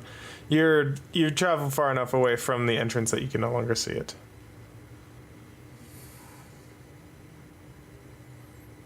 Thank goodness. It's that place. Ask Kadar for the bow so I can try and identify it once again. I hand it over. Now, should I show just Hadar this, or both of you? Since I'm the one identifying it, I would know these. Okay, but if I give it to you, you have to delete it after you read it. Why? Just PM it. Because I might have to change it. PM it. Well, I was gonna PM it, but I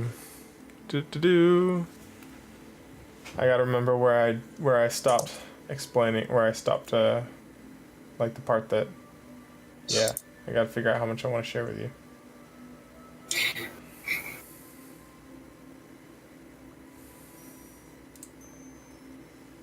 Okay. Where's my thing? I remember how I'm happy to read this again because then I can remember how much I loved making this thing.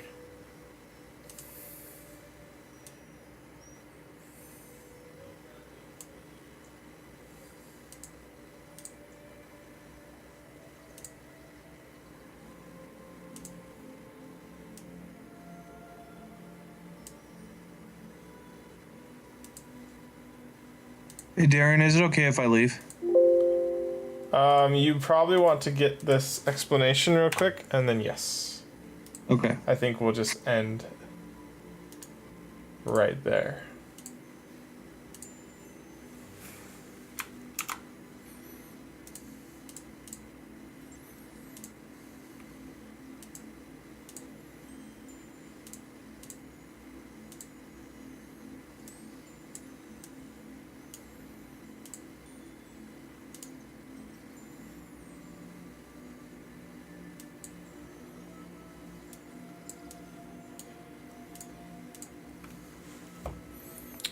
Okay.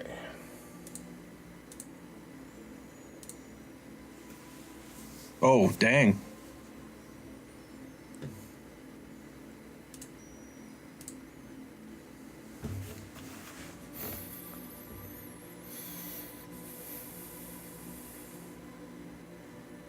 All right. I, of course, relay the information to Adar. And the night wears on, the campfire dies down, and everybody crawls into their bedrolls for a good, hopefully good night's sleep after their harrowing experience. I'm assuming watch is kept, and this is where we will end tonight's session. Thanks for playing, everybody. Yes.